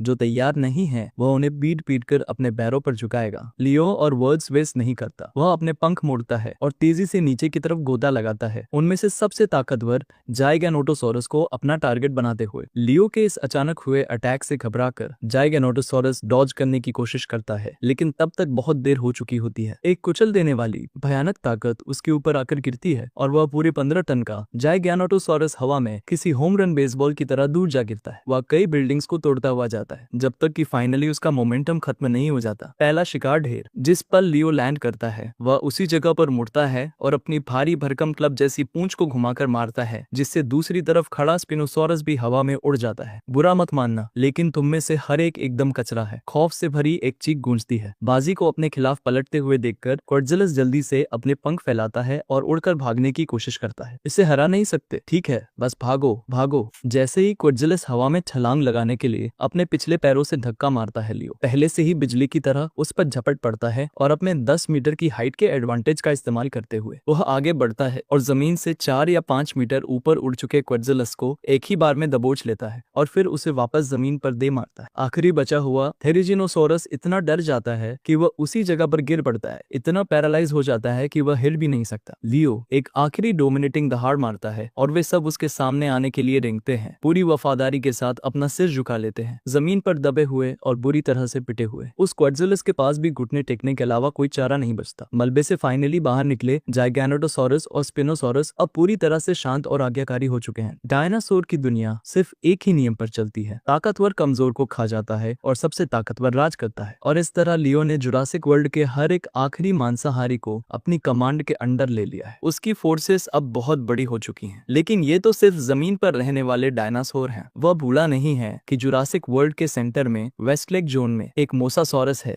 जो अपने आप में एक बेजोड़ ताकत है। यह मोसासॉरस बिना किसी शक के पूरी जुरासिक फ्रेंचाइजी का सबसे ताकतवर जीव है। वह छिपा हुआ इक्का जो फिल्म में फाइनल बॉस इंडोमिनस रेक्स को एक ही बाइट में पूरा निगल जाता है। लंबाई में 30 मीटर से भी ज्यादा, क्रेटेशियस पीरियड के किसी भी असली मोसासॉरस से कहीं ज्यादा बड़ा। यहाँ तक कि अभी का लियो भी उस चीज से पंगा लेने की कोई जल्दबाजी में नहीं है। फिलहाल के लिए वे एक दूसरे के साथ शांति बनाए हुए हैं। लियो को मोसासॉरस को अपने पैरों पर झुकाने की कोई जल्दी नहीं है, वह इंतजार कर सकता है। उससे पहले ध्यान देने के लिए एक और ज्यादा जरूरी काम है। लियो अपने जुरासिक अलायंस को इकट्ठा करता है और उन्हें जंगल के रास्ते से उनकी फाइनल डेस्टिनेशन जुरासिक वर्ल्ड के साउथ हार्बर डिस्ट्रिक्ट की तरफ ले जाता है। साउथ हार्बर डिस्ट्रिक्ट आइलैंड के मेन पोर्ट की तरह काम करता है, जो इस्ला न्यूबलर के दक्षिणी किनारे पर मौजूद है। सारे विजिटर्स के लिए अंदर आने और बाहर जाने का इकलौता रास्ता। रात बहुत गहरी हो चुकी है, लेकिन अभी भी वहाँ टूरिस्ट्स की एक बहुत बड़ी भीड़ जमा है। अचानक शांत रात के आसमान में कहीं से हवा हवा को चीरती हुई एक दहाड़ गूंजती है जो पूरे आसमान को भर देती है। वह क्या था? क्या वह बादलों की गरज थी? हार्बर में मौजूद सारे टूरिस्ट्स ऊपर देखते हैं और रात के आसमान में एक काली सी परछाई को घूरते हैं जो तेजी से उनकी तरफ बढ़ रही है। जैसे ही वह पास आता है उन्हें रियलाइज होता है कि वह कोई तूफानी बादल नहीं है, यह एक 4 पैरों वाला पंखों वाला ड्रैगन है जो गरजते हुए पंखों पर हाई स्पीड से उनकी तरफ आ रहा है। दूर से ही हर कोई उस मॉन्स्टर के अंदर से निकलने वाले एक कुचल देने वाले भयानक ऑरा को फील कर सकता है। मॉन्स्टर, जो भी इंसान यह नजारा देखता है वो एक बेकाबू पैनिक में घिर जाता है। यह 4 पैरों वाला पंखों वाला ड्रैगन जुरासिक वर्ल्ड के किसी भी डायनासोर जैसा नहीं दिखता। यह बस एक मॉन्स्टर है, साफ और सीधी बात। हार्बर में पूरी तरह से तबाही मच जाती है। फिर हार्बर के पीछे से खूंखार मांसाहारी डायनासोर्स का एक झुंड बाहर आता है जो टूरिस्ट के भागने का हर एक रास्ता काट देता है। डायनासोर दहाड़ते हैं और चीखते हैं जैसे पूरी इंसानियत को साफ साफ डिक्लेयर कर रहे हो कि आज के बाद से यह आइलैंड डायनासोर्स का है। भयानक खौफ और जिंदा बचने की चाहत की वजह से बचे हुए टूरिस्ट के पास डॉक से समंदर में कूदने और अपनी जान बचाने के लिए तैरने के अलावा कोई चॉइस नहीं बचती। और इसी के साथ इस्ला न्यूबलर इंसानों से पूरी तरह खाली हो चुका है। आज के दिन से यह एक ऐसा फॉरबिडन जोन बन गया है जहां इंसानों का आना मना है। लियो अपने सामने फैले रात के समंदर को घूरता है। समंदर के उस पार दुश्मन बैठा है। यह सब तो बस एक शुरुआत है। सुबह होती है, पूर्व में सूरज उगता है, एक नया दिन शुरू होता है। एक ऐसा दिन जो नॉर्मल और शांत होना चाहिए था, लेकिन एक इकलौता ब्रेकिंग न्यूज अलर्ट पूरी दुनिया में शॉक वेव्स झटके भेज देता है। जुरासिक वर्ल्ड में इस्ला न्यूबलर का वह थीम पार्क जिसे मसानी ग्लोबल कॉर्पोरेशन चलाती थी, वहाँ डायनासोर्स का एक बहुत बड़ा दंगा राइड भड़क उठा है जिसकी वजह से पार्क के स्टाफ और विजिटर्स दोनों में बहुत ज्यादा मौतें हुई हैं। उसी दिन एक top secret dossier file monarch के हेडक्वार्टर्स में पहुंचता है जो बरमूडा के कैसल ब्रावो में मौजूद है। डॉक्टर सिरिजावा उस डोसियर को पहले ही पढ़ चुके हैं। उसका एक एक पन्ना, वह मेल इंडोमिनस रेक्स, वह कोई मामूली डायनासोर नहीं है, वह एक असली मॉन्स्टर है। डॉक्टर सिरिजावा ने खुद से बड़बड़ाते हुए कहा।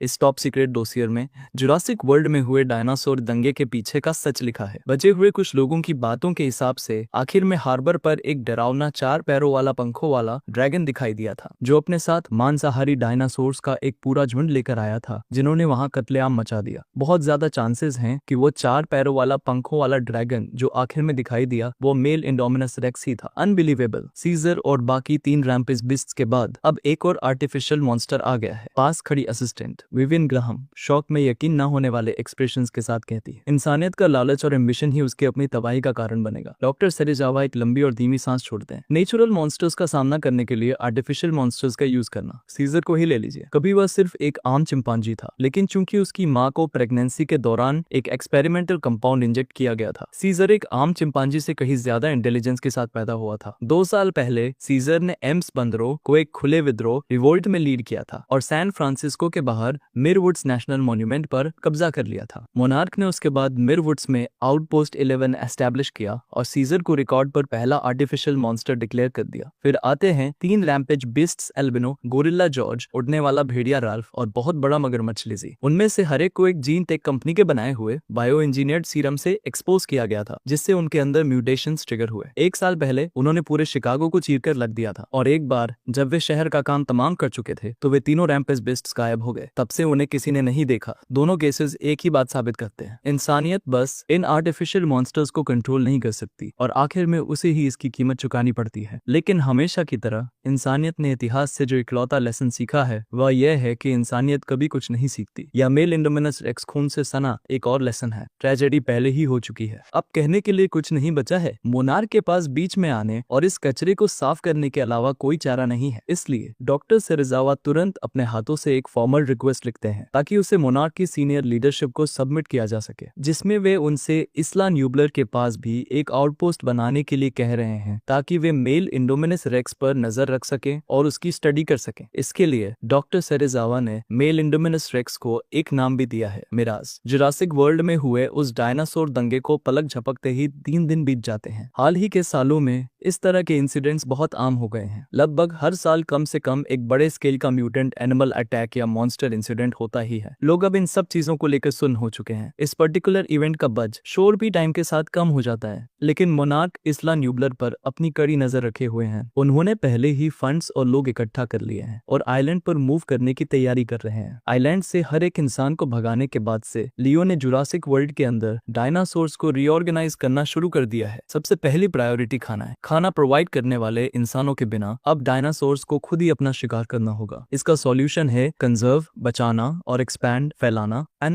कंजर्व करने का मतलब है लिमिट में रहकर शिकार करना। इसलिए लियो सारे हर्बीवोर्स, ट्राइसेराटॉप्स, एंकिलोसॉरस, पैरासौरोलोफस और बाकी सबको इस्ला न्यूबलर के ऊपरी हिस्सों यानी नॉर्थ की तरफ खदेड़ देता है। मांसाहारी डायनासोर्स को सिर्फ तय किए गए टाइम पर ही शिकार करने की परमिशन है। एक्सपैंड करने का मतलब है इस्ला न्यूबलर के बाहर खाना ढूंढना। लियो पर्सनली एक्सपेंशन की तरफ ज्यादा झुकाव रखता है। आखिरकार उसे जीन पॉइंट्स इकट्ठा करने के लिए लगातार शिकार करते रहना और खाना खाते रहना होगा, और उसे आइलैंड के बाहर नई टेरिटरी इलाका ढूंढने की भी जरूरत है। जुरासिक फ्रेंचाइजी की स्टोरी लाइन के हिसाब से चले तो इस्ला न्यूबलर का डोरमेंट वोल्केनो कुछ ही सालों में फट जाएगा। उससे पहले लियो को एक नया घर सिक्योर करना होगा। मेन कंट्रोल बिल्डिंग के टॉप फ्लोर पर जुरासिक वर्ल्ड का सबसे ऊंचा पॉइंट, जो अब उसकी प्राइवेट छिपने की जगह बन चुका है। लियो हमेशा की तरह अपना सिमुलेटर पैनल खोलता है और अपने पॉइंट्स एलोकेट, बांटना करना शुरू करता है। वह सबसे पहले पिछले कुछ दिनों में बचाए हुए अपने सारे जीन पॉइंट्स ब्रैकियोसॉरस जीन में डाल देता है। कुछ ही पलों में इंडोमिनस रेक्स का शरीर आंखों के सामने ही फूलने और बड़ा होने लगता है। लियो के शरीर की लंबाई 30 मीटर पर स्टेबल होती है। वह 15 मीटर ऊंचा खड़ा है और उसका विंग स्पैन, पंखों का फैलाव लगभग 100 मीटर का है और वजन 500 टन है, जो दुनिया के सबसे बड़े जीव ब्लू व्हेल को भी उसके सामने बोना साबित कर रहा है। जिस चीज ने लियो को सच में सरप्राइज किया वह अनलिमिटेड ग्रोथ एबिलिटी है, जो ब्रैकियोसॉरस जीन को अपग्रेड करने के बाद अनलॉक हुई है, जो उसे सारी लिमिट्स तोड़ने और बिना रुके लगातार बड़े होते रहने की पावर देती है। 30 मीटर और 500 टन तो बस एक शुरुआत है। ब्रैकियोसॉरस जीन को मैक्स आउट करने के बाद लियो अपना फोकस टेरोसॉर जीन पर शिफ्ट करता है और अपनी एरियल फ्लाइट एबिलिटी को लेवल 3 तक पुश करता है। Flight speed 300 kilometre per hour तक बढ़ जाती है। उसके जीन पॉइंट्स खत्म हो चुके हैं, लेकिन रिजल्ट्स अपने आप बोल रहे हैं। अगले ही पल लियो एक भयानक झटके के साथ अपने 100 मीटर के पंख फैलाता है और फिर अपने पिछले पैरों से एक जोरदार किक मारकर खुद को आसमान की तरफ लॉन्च करता है और किसी रॉकेट की तरह सीधा बादलों में शूट कर जाता है। वह एक ही स्वीपिंग लूप बड़े चक्कर में पूरे इस्ला न्यूबलर आइलैंड का जायजा ले लेता है, अपने पीछे एक्सप्लोसिव, धमाकेदार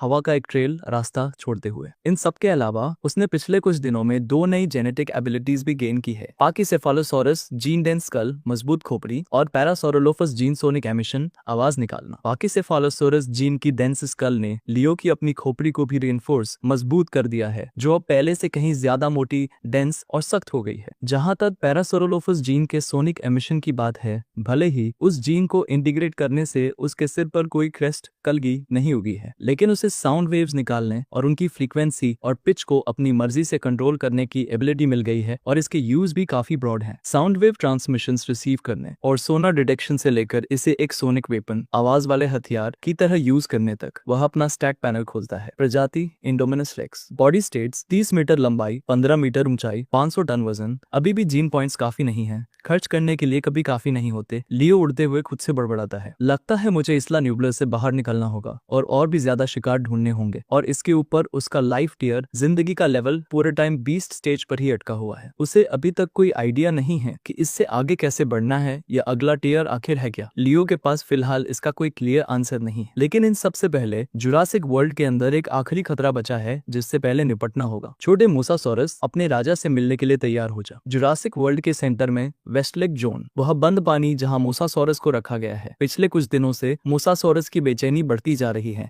रीजन एकदम सिंपल है, कई दिनों से कोई इंसान उसे खाना खिलाने नहीं आया है। यह सब लियो की ही प्लानिंग है। मोसासॉरस को काफी लंबे टाइम तक भूखा रखो और उसकी कॉम्बैट पावर काफी कम हो जाएगी। इस एडवांटेज के हाथ में होने की वजह से उसे अपने पैरों पर झुकाने का यह एकदम परफेक्ट टाइम है। लियो उड़ते हुए आता है और जल्दी ही वेस्टलेक जोन के ऊपर पहुंच जाता है। पानी की सतह जो शांत लग रही है, उसके नीचे पानी मंथन करने लगता है और शिफ्ट होने लगता है। फिर अगले ही पल पानी की सतह किसी डेप्थ चार्ज, पानी के अंदर वाले बम की तरह ब्लास्ट होती है और पानी की फुहारों के बीच से खूंखार जबड़ों का एक बहुत बड़ा सेट बाहर निकलता है, जो सीधे ऊपर लियो पर झपटता है। जैसे ही उसका भारी भरकम शरीर पूरी तरह पानी से बाहर आता है, उसका असली रूप दिखाई देता है। एक बहुत बड़ा मोसासॉरस जो लंबाई में 30 मीटर से भी ज्यादा है। बिल्कुल इसी का तो मैं वेट कर रहा था। मछली ने कांटा निगल लिया। लियो अपने हंसिए जैसे दोनों पंजे आगे बढ़ाता है और मोसासॉरस के पूरे खुले हुए ऊपर और नीचे के जबड़ों को एकदम सटीक ताकत के साथ जकड़ लेता है। मोसासॉरस ने शायद इस तरह के काउंटर अटैक की उम्मीद नहीं की थी। वह अपने जबड़े बंद करने के लिए पूरा जोर लगाता है, लेकिन लियो की ताकत उससे कहीं ज्यादा है। न सिर्फ वह अपना मुंह बंद नहीं कर पा रहा है, बल्कि बल्कि अब उसकी पूरी बॉडी लियो की पकड़ में लॉक हो चुकी है। किनारे पर आने का टाइम हो गया है। लियो एक बार फिर अपने 100 मीटर के पंख फड़फड़ाता है और उसका भारी भरकम शरीर अपनी भयानक ताकत से मोसासॉरस को खींचने लगता है, तड़पते हुए, उस जीव के लगभग 200 टन वजन को ऊपर की तरफ खींचते हुए, और उससे पानी से पूरी तरह बाहर निकाल लेता है। पूरी तरह पैनिक में मोसासॉरस ऐसे छटपटा रहा है जैसे कोई मछली हवा के लिए तड़प रही हो, लेकिन एक इंडोमिनस रेक्स के सामने, जो अब साइज में उससे कहीं ज्यादा बड़ा है, वह पूरी तरह से पावरलेस, कमजोर है। बूम! फाइनली लियो उस विशाल मोसासॉरस को हवा में दर्जनों मीटर ऊपर उठा लेता है और फिर एक जोरदार झटके के साथ उसे सूखी जमीन पर दे मारता है। पानी की बैटल में अपने साइज के एडवांटेज के बावजूद लियो गहरे पानी में अपने एलिमेंट कंफर्ट जोन से बाहर होता, इसलिए एक मोसासॉरस फिर भी उसके लिए एक असली खतरा बन सकता था। लेकिन हवा या जमीन की लड़ाई में मोसासॉरस पूरी तरह से उसके रहमो करम पर है। यहाँ तक कि जमीन पर भी मोसासॉरस अपने भारी भरकम साइज का यूज करके पागलों की तरह तड़पता है और स्ट्रगल करता है। थोड़ी दूर पर रेक्सी और ग्रे और बाकी सारे डायनासोर ये नजारा देखकर कांप जाते हैं। वे मोसासॉरस के उस भयानक साइज और उसकी मचाई हुई तबाही से खौफ में है, और लियो से तो और भी ज्यादा खौफ में है, जो उसे इतनी आसानी से हैंडल कर रहा है। कुछ ही देर में थका हुआ मोसासॉरस धीरे धीरे शांत हो जाता है, पूरी तरह से टूट चुका है, पूरी तरह से लियो के रहम ओ करम पर। तभी लियो जमीन पर उतरता है और उस मुश्किल से सांस ले रहे मोसासॉरस के ऊपर पूरे हुक्म वाले अंदाज में दहाड़ता है। जान की बस एक छोटी सी उम्मीद बचने के साथ मोसासॉरस के पास लड़ने के लिए अब कुछ नहीं बचा है। उसके पास लियो की उस बहुत बड़ी और हुक्म देने वाली प्रेजेंस के सामने झुकने के अलावा कोई चारा नहीं बचता। एक बार जब मोसासॉरस हार मान लेता है, लियो उसे वापस वेस्टलिक जोन के पानी में भेज देता है। उसकी जान बख्श दी जाती है और एक गुड बाय गिफ्ट के तौर पर लियो उसकी तरफ एक ब्रैकियोसॉरस की लाश का टुकड़ा फेंकता है, जो उसके अपने खाने से बचा हुआ था, और वह भूखा मोसासॉरस बिना एक पल सोचे उसे खाने लगता है। जब तक मैं खाता हूँ तुम खाते हो, और मैं तुम्हें तुम्हारी आजादी दूंगा। वहाँ बाहर खुला समंदर इस छोटी सी झील से कहीं ज्यादा बड़ा है। अपनी दहाड़ के जरिए लियो अपना मतलब मोसासॉरस को एकदम साफ साफ समझा देता है। यहाँ मौजूद हर दूसरे डायनासोर की तरह मोसासॉरस भी बचपन से ही इस छोटी सी झील में कैद रहा है। अब जब जुरासिक वर्ल्ड का पावर ग्रिड बर्बाद हो चुका है, इलेक्ट्रिक फेंसेस, बिजली की बाढ़ बंद हो चुकी हैं, दीवारें टूट चुकी हैं, वेस्ट लेक अब बाहर खुले समंदर से जुड़ गई है, मोसासॉरस समझ जाता है। वह एक गहरी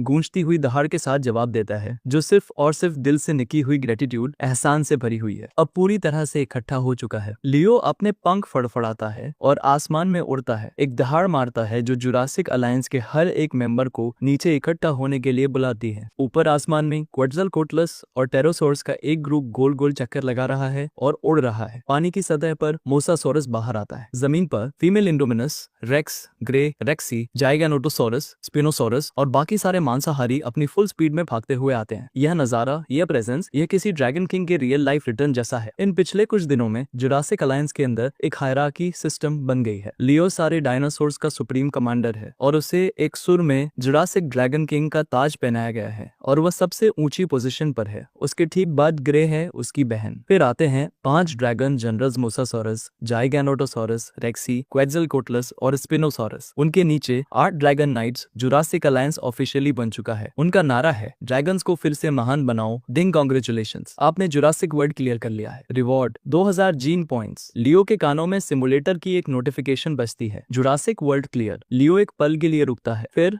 इंफॉर्मेशन की एक वेव लहर उसके दिमाग में आती है, जो उसे उस दुनिया की एक बहुत ही क्लियर पिक्चर देती है जहां वह रह रहा है। वह जिस दुनिया में है वह सिर्फ जुरासिक वर्ल्ड फिल्म्स की दुनिया नहीं है, यह कई मॉन्स्टर मूवी यूनिवर्स का फ्यूजन, मिश्रण है। Rise of the Planet of the Apes, Rampage, the Great Wall, the Meg, Kong, Skull Island और गॉडजिला। जुरासिक डायनासोर तो बस शुरुआत है, यह दुनिया लियो के अंदाजे से कहीं ज्यादा कॉम्प्लेक्स उलझी हुई है। जुरासिक वर्ल्ड शायद एक ट्यूटोरियल लेवल के अलावा और कुछ नहीं था। कॉन्ग, गॉडजिला, घिडोरा, टाइटन मॉन्स्टर्स ये असली जीव हैं जो सैकड़ों मीटर ऊंचे हैं, जिनका वजन दसियों हजार यहाँ तक कि सैकड़ों हजार टन है। इंटरेस्टिंग। लियो बिना किसी हिचकिचाहट के सच्चाई को एक्सेप्ट करता है और आगे आने वाली हर एक चीज के लिए एक एक्साइटमेंट फील करता है। नए मिले 2000 जीन पॉइंट सीधा बचे हुए टेरोसॉर जीन, पाकीसेफालोसॉरस जीन और पैरासॉरोलोफस जीन को उनके अगले टियर लेवल तक अपग्रेड करने में जाते हैं। Pterosaur gene easy flight, sonic flight में एडवांस हो गई है। पंखों की ताकत 5 गुना बढ़ गई है। फ्लाइट स्पीड मैक 1 यानी 1224 किलोमीटर पर आवर तक तक पहुंच गई है। Pachycephalosaurus gene dense skull, iron skull और स्टील बोन्स में एडवांस हो गई है। पूरा स्केलेटल स्ट्रक्चर, हड्डियों का ढांचा सॉलिड स्टील की टक्कर की ताकत तक रीइंफोर्स हो गया है। Parasaurolophus gene sonic emission, sonic pulse में एडवांस हो गई है। मुंह से निकलने वाली हाई एनर्जी साउंड वेव्स को बहुत ज्यादा एक्सट्रीम स्पीड पर कंप्रेस, दबाना और धकेला जाता है, जिससे एक बहुत ही पावरफुल शॉक वेव जनरेट होती है। तीनों जीन अपग्रेड्स एक के बाद एक बहुत तेजी से कंप्लीट होते हैं, जो लियो को पावर में एक और लंबी छलांग देते हैं। अंदर के सारे खतरों को निपटाने और सिस्टम को पूरी तरह से एस्टेब्लिश करने के बाद लियो अब बाहर की तरफ अपना ध्यान लगाता है। एक्सपैंड करने का टाइम आ गया है, क्यों ना पहले इस्ला सोर्ना को देख लिया जाए। थोड़ा सोचने के बाद उसका पहला टारगेट इस्ला सोर्ना है, जो इस्ला न्यूबुलर का सिस्टर आइलैंड है।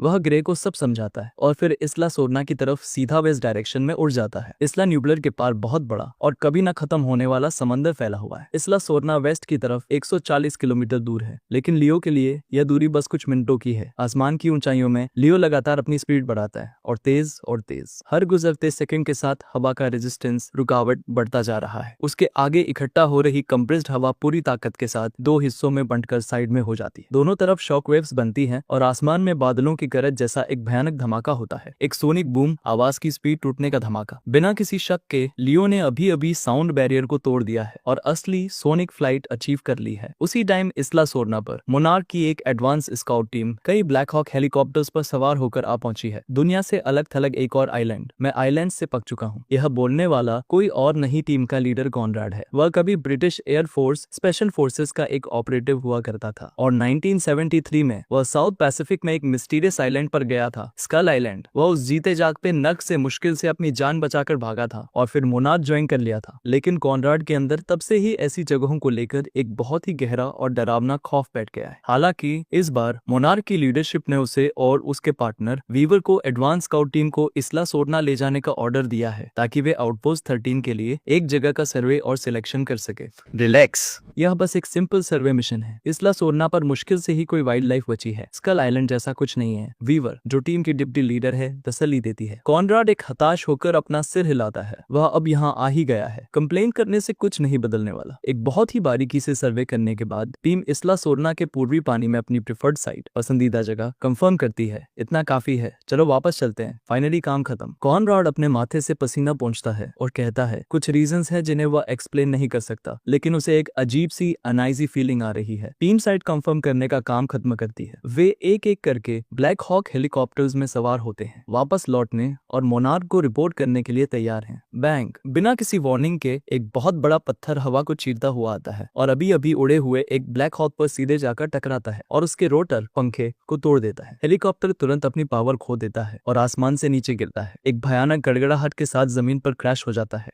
क्या यह अभी अभी क्या हुआ? यह नजारा देखकर वीवर शॉक में चीख पड़ती है। King Kong. कॉनराड ऐसे अकड़ जाता है जैसे उस पर बिजली गिर गई हो। उसकी आंखें यकीन ना होने से फटी की फटी रह जाती है। King Kong. वीवर कंफ्यूज है। कॉन्ग तो स्कल आइलैंड पर है, वह इस्ला सोर्ना पर कैसे हो सकता है? लेकिन अगले ही सेकंड एक बहुत बड़ा अल्बिनो सफेद गोरिल्ला जंगल से भागता हुआ बाहर आता है। उसकी हर एक मसल पावर से फड़क रही है। 12 मीटर ऊंचा और 9 टन वजन अल्बिनो गोरिल्ला अपने दोनों पैरों पर खड़ा होता है, अपने भारी भरकम मुक्कों से अपनी छाती पीटता है और एक कान फोड़ देने वाली दहाड़ मारता है। वह कॉन्ग नहीं है, वह जॉर्ज है, अल्बिनो गोरिल्ला। मोनार्क ने इन 3 रैम्पेज बीस्ट्स को ढूंढने में 1 साल से ज्यादा टाइम बिताया है और किसी ने सपने में भी नहीं सोचा था कि वे पूरे टाइम इस छोड़े हुए आइलैंड इस्ला सोर्ना पर छिपे हुए थे। ऑल यूनिट्स, ब्लैक हॉक 3 नीचे गिर गया है। ब्लैक हॉक 2 मदद के लिए आगे बढ़ो। तभी एक उससे भी कहीं ज्यादा बड़ा और डरावना मॉन्स्टर जंगल से बाहर निकल कर आता है। एक बहुत बड़ा भेड़िया। उसका पूरा शरीर सुइयों जैसे तेज और गहरे काले कांटों से भरा हुआ था। उसके चारों पैर किसी चीते की तरह पतले और फुर्तीले थे। रेजर जैसे पंजे जो एक अजीब सी चमक के साथ चमक रहे थे। उसकी पीठ और पूंछ पर शाही पोर्क्यूपाइन की तरह नुकीले कांटे निकले हुए थे। 26 मीटर लंबा, 14 मीटर ऊंचा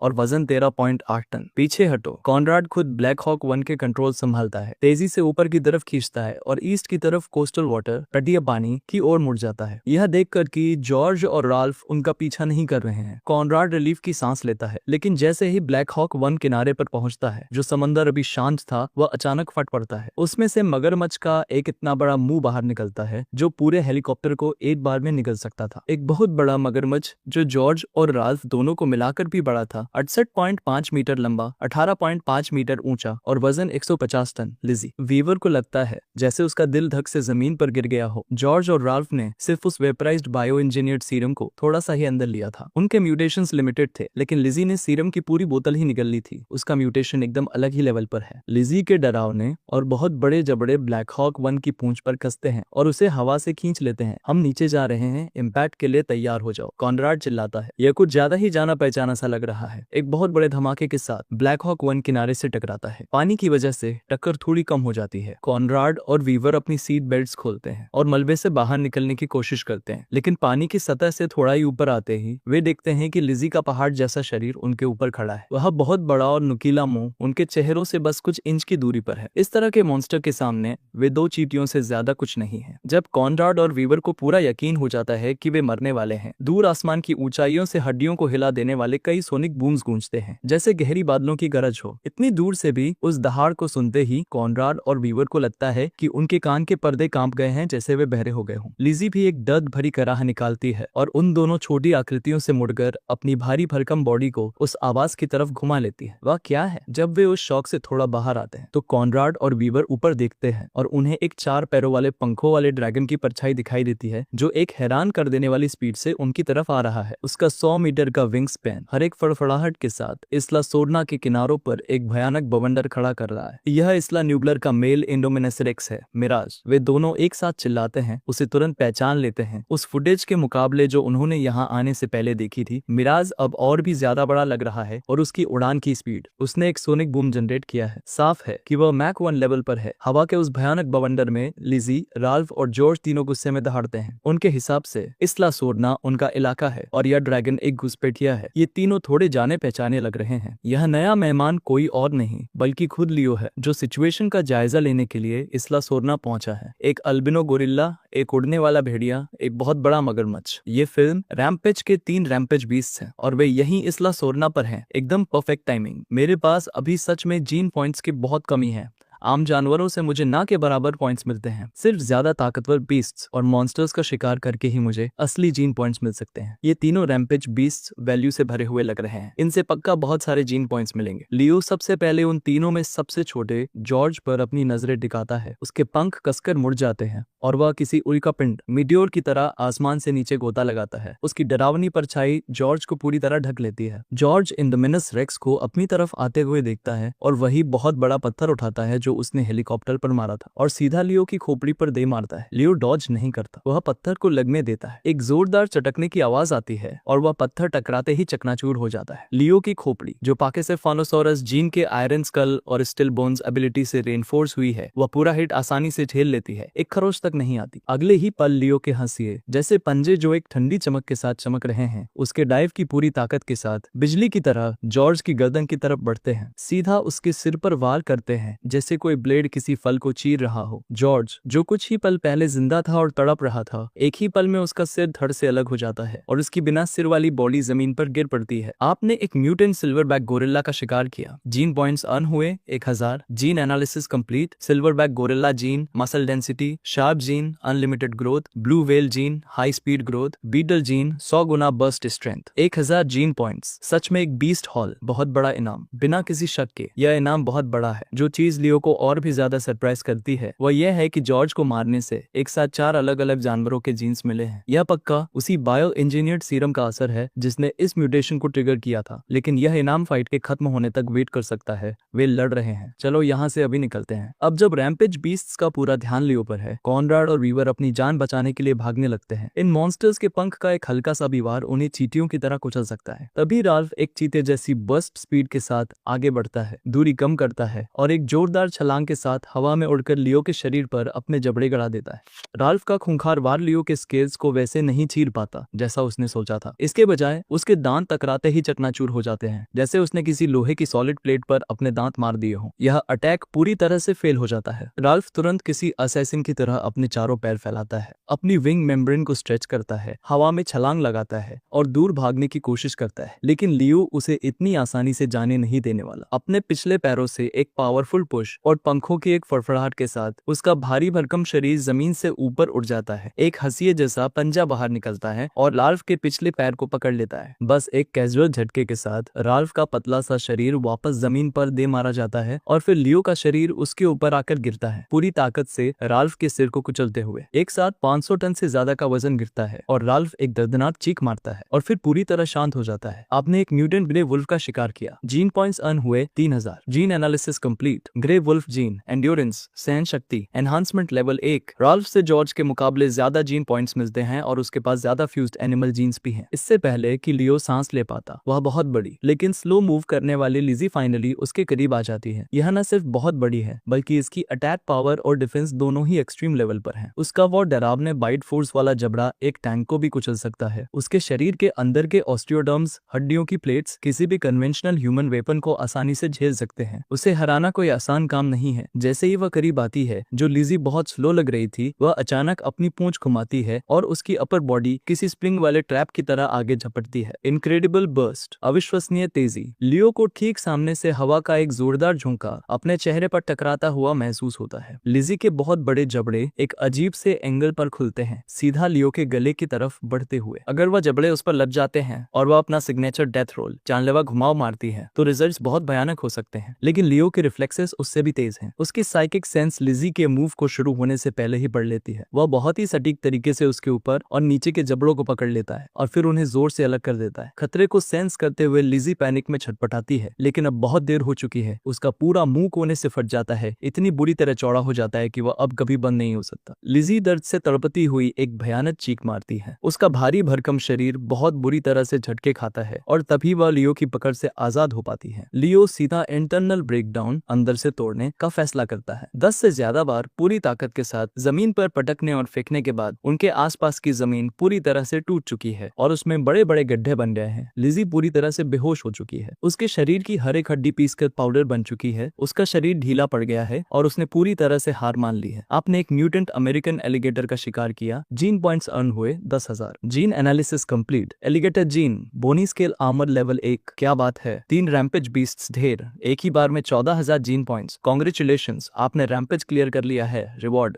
3 म्यूटोजेनिक सीरम्स। फिल्म रैम्पेज में एक जीन टेक कंपनी का बनाया हुआ यह म्यूटोजेनिक सीरम कई जानवरों के जीन्स को एक साथ फ्यूज करता है और उसे एब्जॉर्ब करने वाले क्रिएचर के अंदर जेनेटिक म्यूटेशन ट्रिगर करता है। लियो के कान में एक और सिमुलेटर की आवाज बजती है। Mutagenic serums. लियो की आंखें चमक उठती है। अब यह कुछ काम की चीज है। ऐसा नहीं है कि उसे खुद के लिए इनकी जरूरत है। उसके लिए सीरम्स में मौजूद एनिमल जीन्स की कोई कमी नहीं है। बैटल खत्म होती है और धूल धीरे धीरे बैठती है। लियो फाइनली नीचे जमीन पर कॉनराड और वीवर को नोटिस करता है। जिस तरह सड़क पर चलता हुआ कोई इंसान अपने पैरों के नीचे रेंगती चींटियों पर ध्यान नहीं देता। फाइट में बिजी होने की वजह से लियो ने उन पर कोई ध्यान नहीं दिया था, लेकिन ये दोनों इंसान कुछ जाने पहचाने से लग रहे हैं। क्या ये लोकी और कैप्टन मार्वल नहीं है? लियो जल्दी ही समझ जाता है कि वे बस आम इंसान हैं, लेकिन पास ही वह गिरा हुआ ब्लैक हॉक हेलीकॉप्टर भी है और उसकी फ्यूजलेज पर एक उल्टे फनल के शेप का एम्बलम निशान एकदम साफ छपा हुआ है, मोनार्क। लियो अब उसे पहचान लेता है। ये दोनों इंसान मोनार्क से हैं, जो मॉन्स्टर यूनिवर्स की मॉन्स्टर ट्रैकिंग ऑर्गेनाइजेशन है। मोनार्क इसला सोरना पर क्या कर रहा है? क्या वे उन तीनों रैम्पेज बीस्ट्स को ट्रैक कर रहे हैं या फिर उनका टारगेट खुद लियो और जुरासिक डायनासोर हैं? खैर जो भी हो, लियो का अपने इलाके में इंसानों की निगरानी बर्दाश्त करने का कोई इरादा नहीं है और मोनार्क भी इससे अलग नहीं है। कॉनराड और वीवर मलबे से भरी उस जमीन से किसी तरह खुद को उठाकर खड़े होते हैं, लेकिन तभी उनकी हड्डियों तक को कंपा देने वाली एक अचानक सी ठंडक उन्हें जकड़ लेती है। जब वे धीरे धीरे अपने सिर उठाते हैं तो वे मिराज की लाल ड्रैगन जैसी आंखों को सीधे उन्हें ही घूरते हुए पाते हैं। फिर एक गिरते हुए खंबे जैसा पैर नीचे आता है और उन्हें चींटियों की तरह कुचल देता है। लियो अपना स्टैट पैनल खोलता है। नाम लियो। बॉडी स्टैट्स 30 मीटर लंबाई, 15 मीटर ऊंचाई, 1000 टन वजन। जैसा कि उसने सोचा था, बॉडी की लंबाई और ऊंचाई में कोई बदलाव नहीं आया है, लेकिन मसल डेंसिटी बहुत ज्यादा बढ़ जाने की वजह से उसका वजन डबल हो गया है और 1000 टन के पार पहुंच गया है। 1000 गुना बर्स्ट स्ट्रेंथ के साथ मिलकर उसकी पीक एक्सप्लोसिव विस्फोटक फोर्स अब 10 लाख टन तक पहुंच गई है। इसमें हाई स्पीड रीजनरेशन को भी मिला ले तो जब तक उसकी बॉडी पूरी तरह से डिस्ट्रॉय नहीं हो जाती वह टाइम के साथ बहुत तेजी से खुद को हील और रीजनरेट कर सकता है। अब तक फ्यूज किए गए जानवरों के जीन्स का नंबर लगातार बढ़ रहा है, टोटल 18।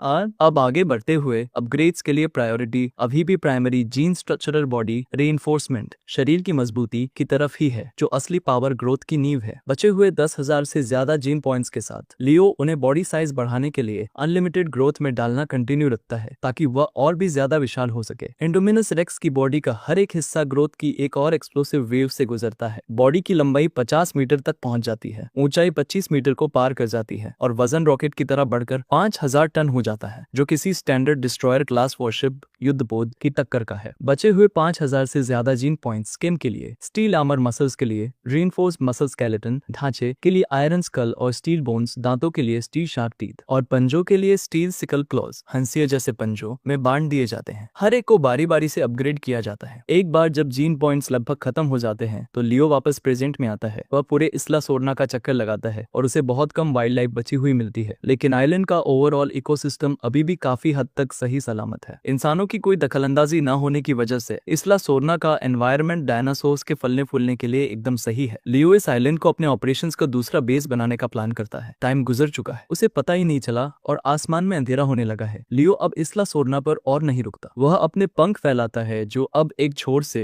दूसरे छोर तक 150 मीटर लंबे हैं। उन्हें एक भयानक चटकने वाली आवाज के साथ खोजता है और हवा में वापस लॉन्च हो जाता है, उन तीनों रैम्पेज बिस्ट्स की लाशों को अपने साथ इस्ला न्यूबलर वापस ले जाते हुए।